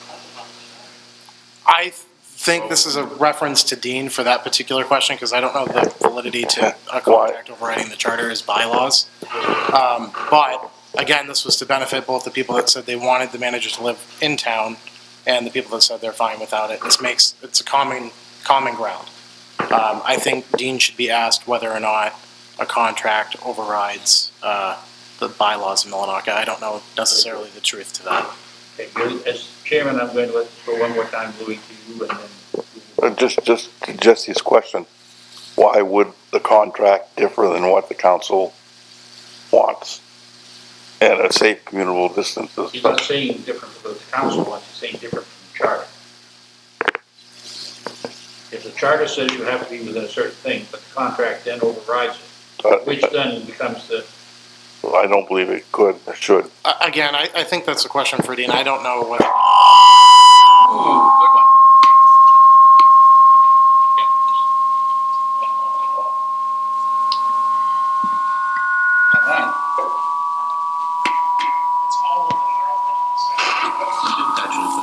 I didn't touch nothing.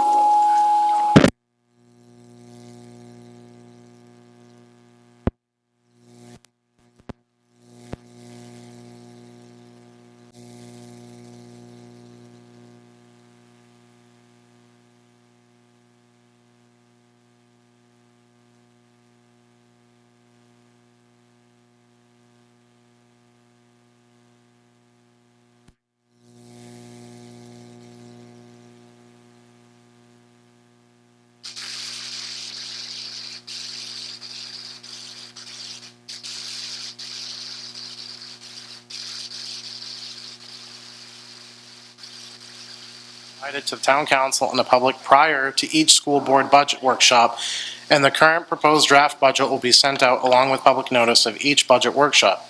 The final budget adopted by the school board will be submitted to the town council for approval, and the town council will act on the school budget prior to the beginning of the next school year. The town council will prescribe the time and place of the presentation of the school budget. Explanation: the current section does not provide for the draft school budget to be provided to the council and public prior to school budget workshops. So basically, this just makes it so, and the school was in favor of this, by the way. We met with them a second time to get permission to do some of these articles. I have no problem with this one. Yeah, so this just makes it so they have to put a draft budget to the public and the council. There was some history around this one too, where we got it way after. This just says that you will submit some form of a draft before public hearing. Okay. Any council comment? Seeing none, down the public. Back here, let's move on. C405, powers and duties of the board, preparation of budget.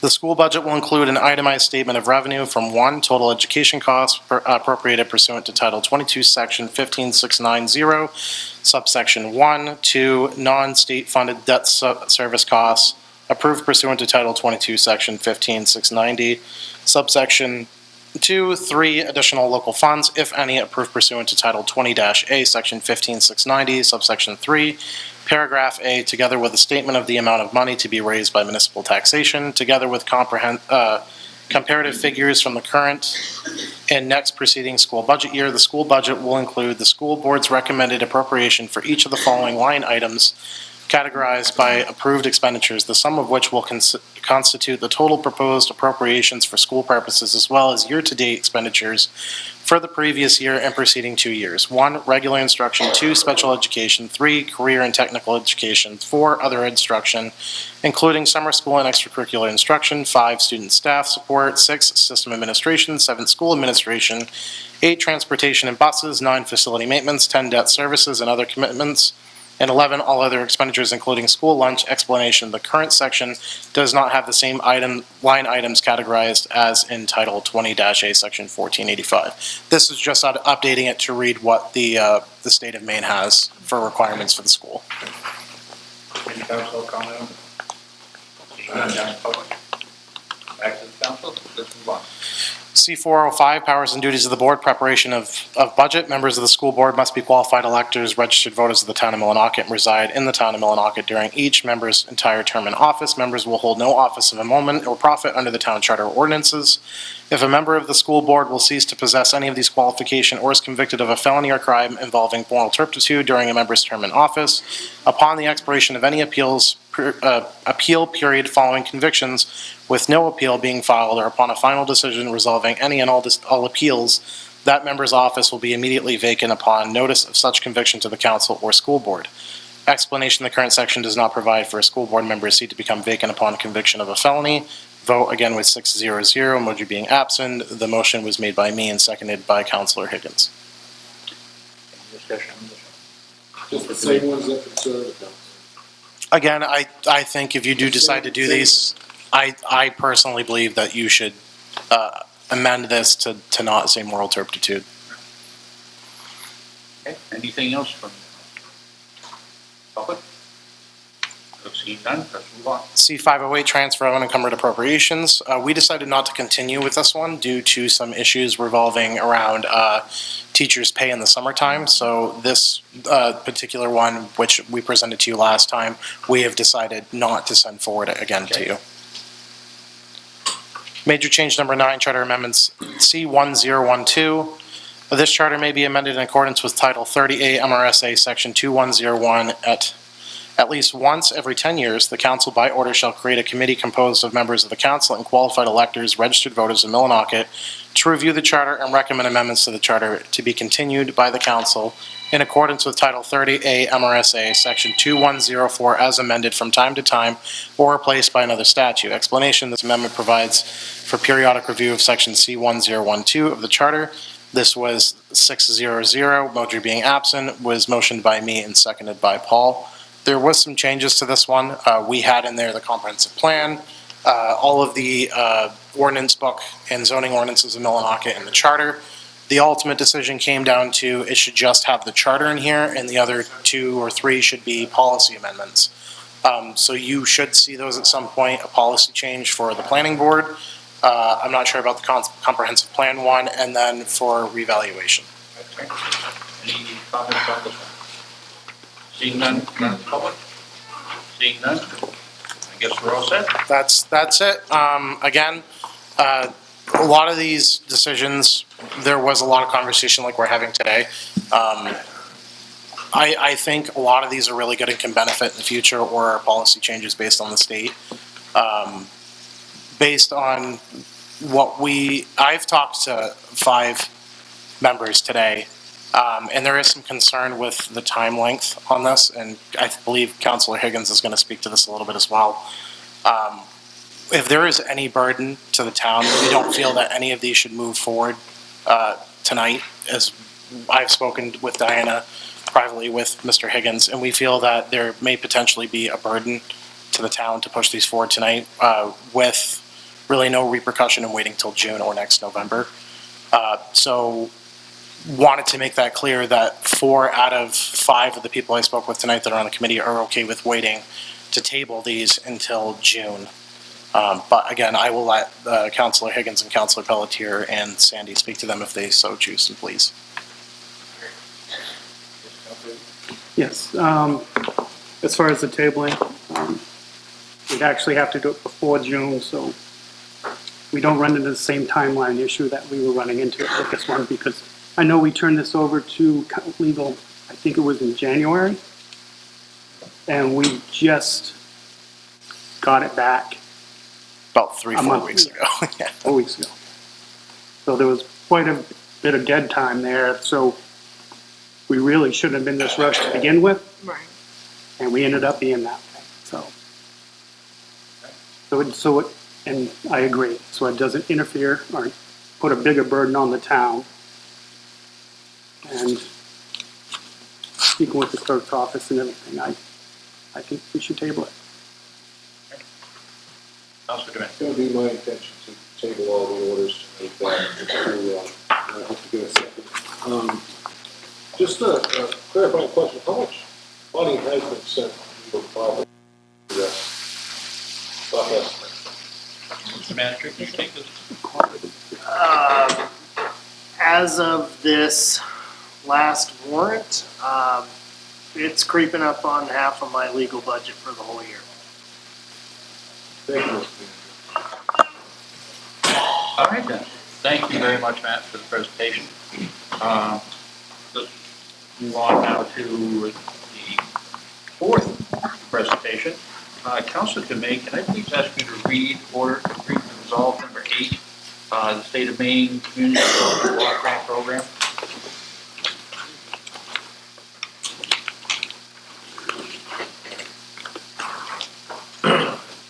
Resolve number 8-2024, Fair Housing Resolution, State of Maine Community Development Block Grant Program.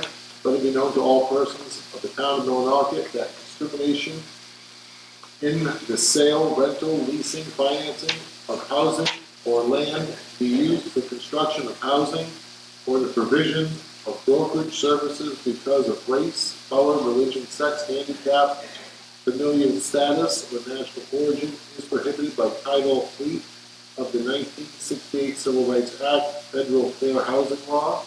It is the policy of the town of Millinocket to implement programs to ensure equal opportunity in housing for all persons, regardless of race, color, religion, sex, disability, familial status, or national origin.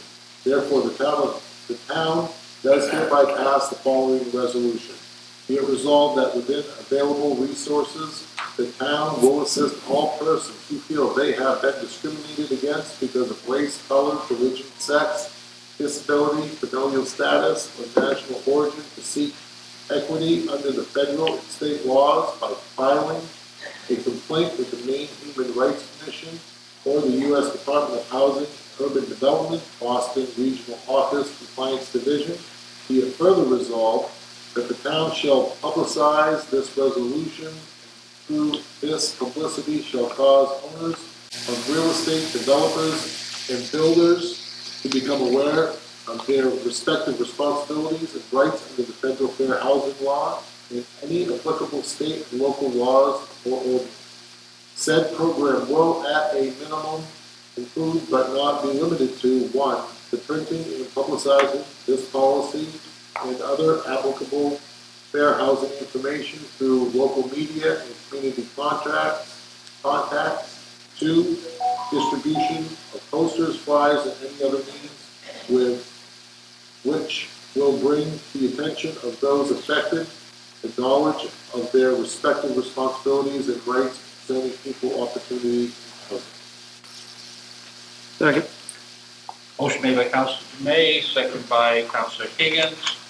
Any council discussion on this? Mr. Manager, do we have anything on this? This is a resolve that has been read and adopted each time that the town of Millinocket has received funds through the Community Development Block Grant Program. It is a requirement that it is read and adopted and refreshed every time. So this came across the desks of Amber and I late last week, and is a requirement for us to move forward with the facade grant program. So hopefully you'll consider approving it. Thank you. Any council comment on the resolve? Seeing none, now in the public? Back to council, all those in favor? It's unanimous. Thank you. Council McGowan, can I please have you read order 200, 2024? Oh, sorry. Do you have a report? I don't have a report. Those will be once a month for a while. But I did want to share a couple of great things and then have Chief Cody give an update on the great new grant-funded program that we're going to be able to start through the fire department, EMS fire. So the ground has broken on Iron Bridge Road. Praise the Lord. The ground has broken. I repeat. Now we can walk for it. Right under my name. Yeah. So Not right now. You I can't. drove through there. you know, they were a couple of weeks, beyond the begin date of the agreement, which started the 6 week period of time to do the work. There were a few days where we knew that there was equipment and materials started appearing over there, but the ground has broken, the work has begun. They are preparing to reroute the water around the workspace, and then they will begin replacing that actual culvert and bridge. So, long time coming. Also today, in regard to our revaluation, majority of the town has been, processed by the reval team. We were at a safe place to start moving forward with the data entry part so that they can work simultaneously from here to the end. Today, the employee hired to do the data entry side of that as part of the reval team was given their laptop to remote in and start the data entry side of the properties that have been revalued for research sake. They're not entered into our system yet. It won't take effect until all properties have been revalued and entered into the system. But we have made a tremendous amount of progress over this last summer and fall, or early fall, and if all goes smoothly from here on out. There's a very good chance we will wrap up and be able to incorporate the new values and mill rate adjustment for the taxes based on April 1st, 2025. That is huge. On that note, I think I asked this already today, I think, when are we ready to commit for taxes now as far as mill rate and taxes? We're expecting to bring that forward at the second meeting this month. Okay. As it stands right now. Thank you.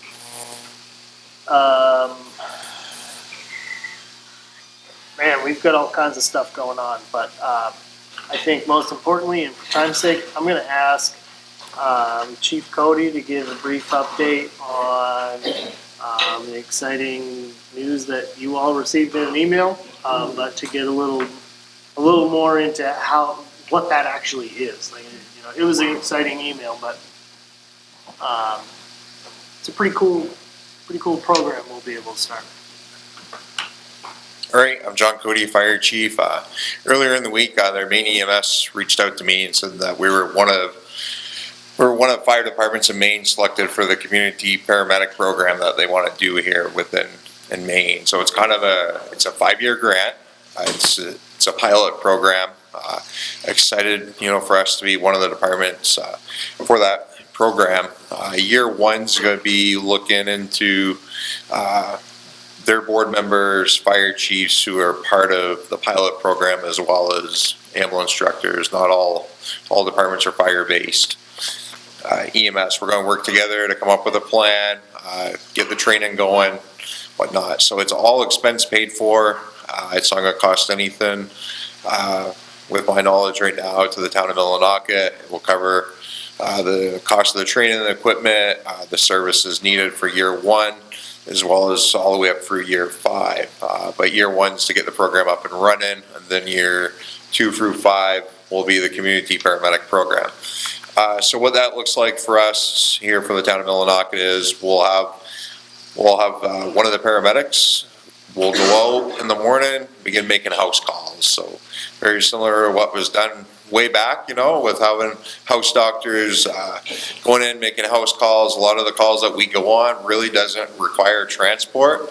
It's just, we're able to be that communication between the patient and their primary care doctor and help get their prescriptions filled, do some education in-house with them, but pretty much a liaison. So very great for our community, with the aging population that we have, also with the transportation needs, and also a lot of people are homebound. So I think it's something great for the future for us. Wonderful. Good news, huh? That's great news. Thank you, Chief Cody. I was excited about the airport managers until I read yours, and then I really got it. Sorry, Jeff. He upped your now. No. Does anybody have any questions of the chief on this program? Can't wait to see it get started. Community needs it. Absolutely. I'll keep you guys updated on it. I'll be heading down to Augusta some point late October, early November. We'll have some informational meetings and be able to gather more information, bring it back on how we're going to move forward. So, thank you very much. Awesome, thank you. Are you all set? I'm all set. You're all set? All right. Counselor McClellan, again, can I please have you read order 200-2024? Yes. Order number 200-2024, providing for execution of the prior year town warrant for September 12th, 2024. It is ordered that the prior year town warrant for September 12th, 2024 in the amount of $854.98 is hereby approved. Second. Motion made by Councilor McClellan, second by Councilor Dume. Any council discussion on the order? And the public? Back to the council, all those in favor? It's unanimous. Order 201-2024, providing for execution of the warrant for September 12, 2024, It is ordered that the town warrant for September 12, 2024 in the amount of $583,415.52 is hereby approved. Second. Motion made by Chair Maduro, second by Councilman McGowan. Hitters on this one, we have $1,372 to Creative Digital Imaging, that is for postage. $7,400 to Custom Game Shack, that is for the warming hut. $2,917.03, that's Dead River for diesel. $15,371.69 to Elon Financial Services, that's the credit card. $1,703.77 to Emery Lee and Son, that is for asphalt. $40,662.52, that is for Federal Aviation Commission. That is an advance payment, and that is on what, Jeff? That's the reimbursement grant, the approach lights. The approach lights, thank you. $5,297 to Green Thumb Lawn Service, that is for our athletic fields. $8,370.50 to Oil Tanner and Associates, that is for the reconstruction of runway 1129. $5,031.75 to Maine Municipal Association. $3,125.04, that goes to Maine Technology Group, that is for maintenance. $11,363.86 to the Maine Municipal Waste Solutions LLC, that is for solid waste disposal. $5,050 goes to Ocean Sid, that is for our rescue craft for the fire department. Big one, $358,137.82 to the Penobscot County Treasurer, that is our county tax. $47,440 goes to Pine State Elevator Company, that is for elevator repair. $10,885 to Russell Johnson Coping, that is legal fees. $23,058.16 to CB Mahar Engineers for the brownfield assessment. $18,240.69 to Stryker Medical, that is equipment for the fire department. And that is it. Any council discussion on the order? Down to the public. Yes, Mr. Manager. You know, you mentioned the elevator bill there, and I remembered that I would have loved to tell you that we had our site visit today with Pine State Elevator regarding prep for the modernization. So we had the electrical inspector there, and Tom for, fire alarms and health and safety stuff. And we're looking to be able to start that actual work in the next 3 to 4 weeks or so. Good. Excellent. Looking forward to it. Anything else? Down to the public. Back to the council, all those in favor? It's unanimous. Councilman Mahoney, can I please have you read order 202-2024? Order number 202-2024, providing for execution of the wastewater warrant for September 12th, 2024. It is ordered that the wastewater warrant for September 12th, 2024 in the amount of $196,193.49 is hereby approved. Second. Motion made by Councilman Mahoney, seconded by Councilor Dume and Councilor Higgins at the same time. Any big hitters on this one, Councilor? Yeah, just a couple. $137,969.62 to Maine Municipal Bond Bank. That's our payment on our CWSRF loans. And $50,250 to Vortex Services LLC. That's for cleaning and inspection of wastewater plant. Thank you. Any council discussion on the order? Down to the public. Back to the council, all those in favor? It's unanimous. Council Pelletier, can I please have you read order 203-2024? 203-2024, providing for approval of application for reappointment to the Divisional Advisory Committee. It is ordered that the Milwaukee Town Council approves the reappointment of Richard Wright to the Recreation Advisory Commission for a 3-year term to expire August 2027. No, Wright's term expires 8/31/2024, and his application received on 8/27/2024. If approved, the board has 1/5/45, expires 2025, either local or full commitment. Second. Motion made by Council Pelletier, second by Council Dume. Any council discussion on the order?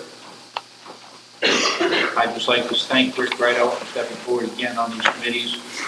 They are invaluable, they are volunteer, and the town definitely appreciates everybody that goes through with this, so thank you, Rick. Down to the public. Back to the council, all in favor? Unanimous. Councilor Mackin, can I please have you read order 204-2024? By the way, welcome back. I was just gonna do that. Okay, order number 204-2024, providing for approval of application for appointment to the Recreation Advisory Committee. It is ordered that the Millinocket Town Council approves the appointment of Amanda Shortall to the Recreation Advisory Commission to fulfill the partial term expiring March 2025. Note, Amanda's application was received on 9/2/2024, requesting to vacate her current seat as alternate and fill the committee seat to complete the partial term. If approved, the board will have available one alternate partial seat term to expire April 2026 for full commitment. Second. Motion made by Council Mackin, seconded by Council Dume. Any council discussion on the order? Mr. Chairman, I too would like to welcome Councilman Mackin back. Support you on this order. Very good. I think we're all glad to have you back. Anybody else on the council? Down to the public. Back to the council, all in favor? It's unanimous. Councilor Higgins, can I please have you read order 205-2024? Yes, Mr. Chair, order number 205-2024, providing approval of an application for a vehicular license for Katahdin Red and Threads. It is ordered that the attached application for a vehicular license is hereby approved for Sarah Hale, 27 Cedar Street, East Millinocket, Maine, doing business as Katahdin Reds and Threads, 27 Cedar Street, East Millinocket, Maine. Second. Motion made by Councilor Higgins, seconded by Councilor McClellan. Any council discussion on the order? Seeing none, down the public. Back to the council, all in favor? It's unanimous. Councilor Dume, can I please have you read order 206-2024? Mr. Chairman, I'd like to table orders 206 through 212. Do I have a second? Until further determined by the council after the election. Second. Motion made by Councilor Dume, second by Councilor Higgins. All those in favor of the table? It's unanimous. Okay, let's jump ahead.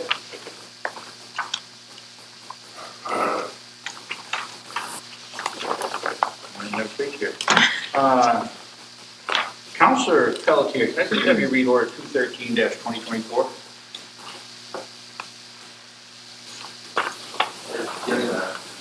I understand.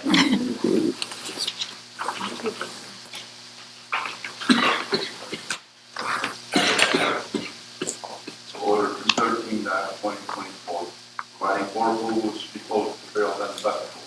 Whereas the Trail Bend Festival Committee has requested an additional street closures in order to accommodate the event or allowing appropriate setup time for festivities. Again, it is ordered that the town, that the Millinocket Town Council, that recommendation of the town manager, public health and safety officer, approve the closure of Walnut Street from 6 p.m. Thursday, September 12th, until Sunday, September 15th p.m. Second. Motion made by Councilor Pelletier, second by Councilor McClellan. Any council discussion on the order? Well, it's already done. We're now working in the past. Yes. It's a time machine. Yes, this meeting Nice has pickup, dragged very well. Feeling rested. All right, in retrospect, now that this is already done, any other council discussion? Down to the public, back to the council, all those in favor of the prior closure. All right, that's unanimous. There we go. All righty. Nice one there. All right, Council McGowan, can I please have you read 214-2024? Yes. Order number 214-2024, providing for approval of airport project modification, wait a minute. Sorry, Jesse distracted me, I gotta start over. Providing for approval of airport project contract modification with Hoyle Tanner and Associates Incorporated.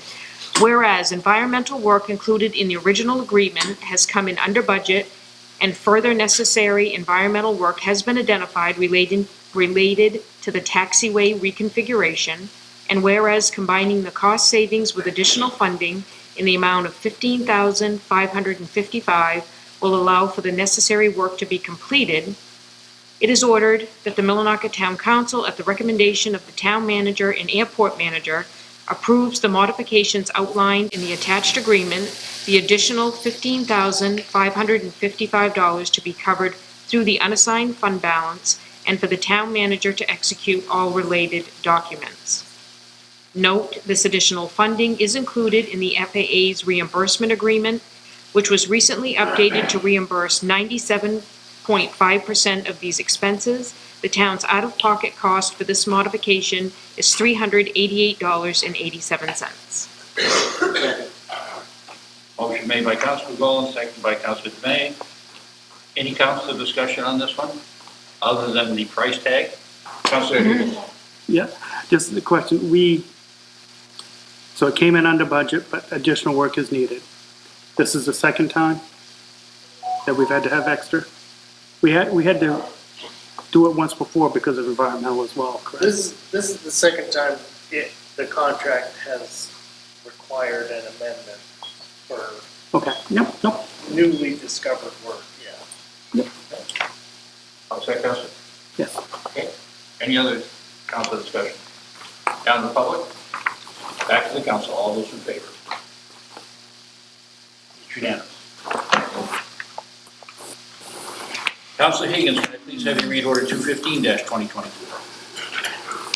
Mr. Chair, order 215-2024, providing for acceptance of deed to 42 Aroostook Avenue, whereas this property has been identified as a dangerous building and pursued by the town manager for action to be taken, and whereas the town manager with legal representation from Attorney Patrick Hunt has reached an agreement with the property owner to take ownership of this property on behalf of the town of Millinocket through conveyance of deed. It is ordered that the Millinocket Town Council accepts the attached quitclaim deed and trustees deed to 42 Aroostook Avenue, the agreement stated within these documents, and authorize the town manager to execute any documents related to the matter. It is further ordered that the town manager is authorized to produce and post a request for proposals, bid, announcement for the demolition and clearing of this parcel. Second. Motion made by Councilor Higgins, seconded by Councilor McGowan. I just want to go ahead and give kudos to the manager on this one. This has been long and drawn out, and the manager did an excellent job of getting this back. So this is number one, and hopefully a list of properties in the town of Millinocket that we get taken care of. Any other council discussion? Down the public. Back to the council. All those in favor? Unanimous. That was a weak fanfare. All righty. Then saying that, Councilor Dumeay, can I please get you to read order 216-2024? Thank you, Mr. Chairman. Order 216-2024, providing for the approval of self-contained drinking apparatus expenditure, whereas the SCBA's used by Millinocket Fire and EMS will soon be out of compliance with the NFPA, ISO, and Maine BLS standards for the respiratory protection of the SCBA, and whereas the THIS equipment is critical to the operation of the department, the safety of our employees, and the safety of our community. It is ordered that the Millinocket Town Council authorizes the purchase of 5 SCBA's WITH face pieces for the total cost of $38,375 using unassigned funds as described in the attached EMAIL communication. Second. Motion made and spelled very correctly by Councilor Denay, seconded by Councilor Higgins. Any council discussion on this order? Seeing none. Oh, Mr. Manager? No, I can, Oh, it's public. okay, let's go to the public. Seeing none from the public, back to you, Mr. Manager. The acronyms in there, it's customary to tell everybody what the acronyms are. Counselor Dume, could you explain? Oh, God. I cannot, but if you would direct the fire chief. No, I'm once not again, going to. take up 15 more minutes of our time. I think we all pretty much got the idea. IDEA. Yes, thank you. Any discussion from the public? Back to the council. All those in favor? It's unanimous. Alrighty. Enough of this frivolity. Reports and Communications Warrant Committee for the September 26, 2024 council meeting will be Councilor Pelletier and Councilor Danforth. And all set? Chair Committee reports. Councilor Danforth isn't here, who usually does one of our Chair Committee reports. We're doing, is anything, you got anything, Councilor? Given the vote today, we will see 2025. All right. All righty. Anything Now it's time for, sorry. on the short term? We're just waiting for I'm waiting for the final pieces to be put together for the actual, everything's ready for the planning board except the fees. And I'm just waiting for those to go in. Okay. Any timeline? Nope, not on timeline, but as far as papers being turned in, who's running? Ooh. Mr. Manager, shall we go, I'm sorry, Town Clerk, Madam Clerk, can you get this turned down?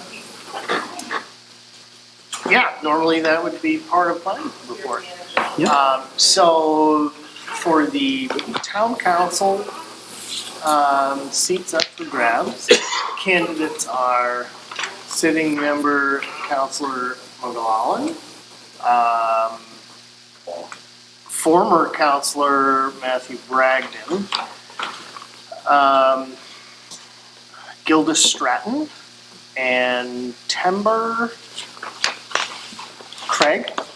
Craig is the fourth candidate on the ballot. For school board, there are two candidates on the ballot for one seat, Warren Stewart and Rachel Sear. Thank you. Thank you all for throwing your hat in for these incredibly well-celebrated duties of public servants. Very good. All right, 2-minute public comment. This is the time where anybody in the public can. Oh, please no, please no. Can go ahead and share with the council any thoughts and things. You can address the council individually, but as a body, anybody want to speak? Yes, sir. Matt Bragdon, 92 Lincoln Street. Traditionally, we have done this in the past, so I'm asking for it again tonight. Yesterday were the anniversary of the horrific attacks that were 9/11/2001. I would ask that the council hold a moment of silence tonight in honoring the people that died and the first responders that acted in the horrific acts that were 9/11. Can we please, before we return, we adjourn, please have 1 moment of silence for the people who lost their lives on 9/11.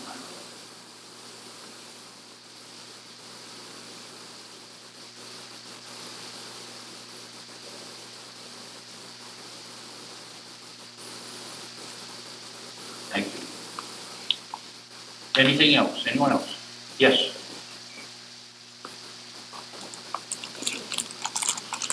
Tom Malcolm, 73 School Street. Well, thank you for letting us close the street tonight. It was a little late, but yeah, we had a vendor that wanted to come in and set up a kids' activity tonight to get going. I urge you all to come to the Trails End this year. We've got 35 vendors. It's going to be a good party. We've got some great bands, and it's all free. So we urge everyone to please come down and check it out. Thank you. Thank you. It's almost as big as the extravaganza. Extravaganza. Yes. Anybody else? Seeing none, motion, and look for a motion to adjourn. So moved. Motion made by Councilor Rollins, second by Councilor May. Any council discussion? Seeing none, all those in favor? And it's unanimous. We're adjourned.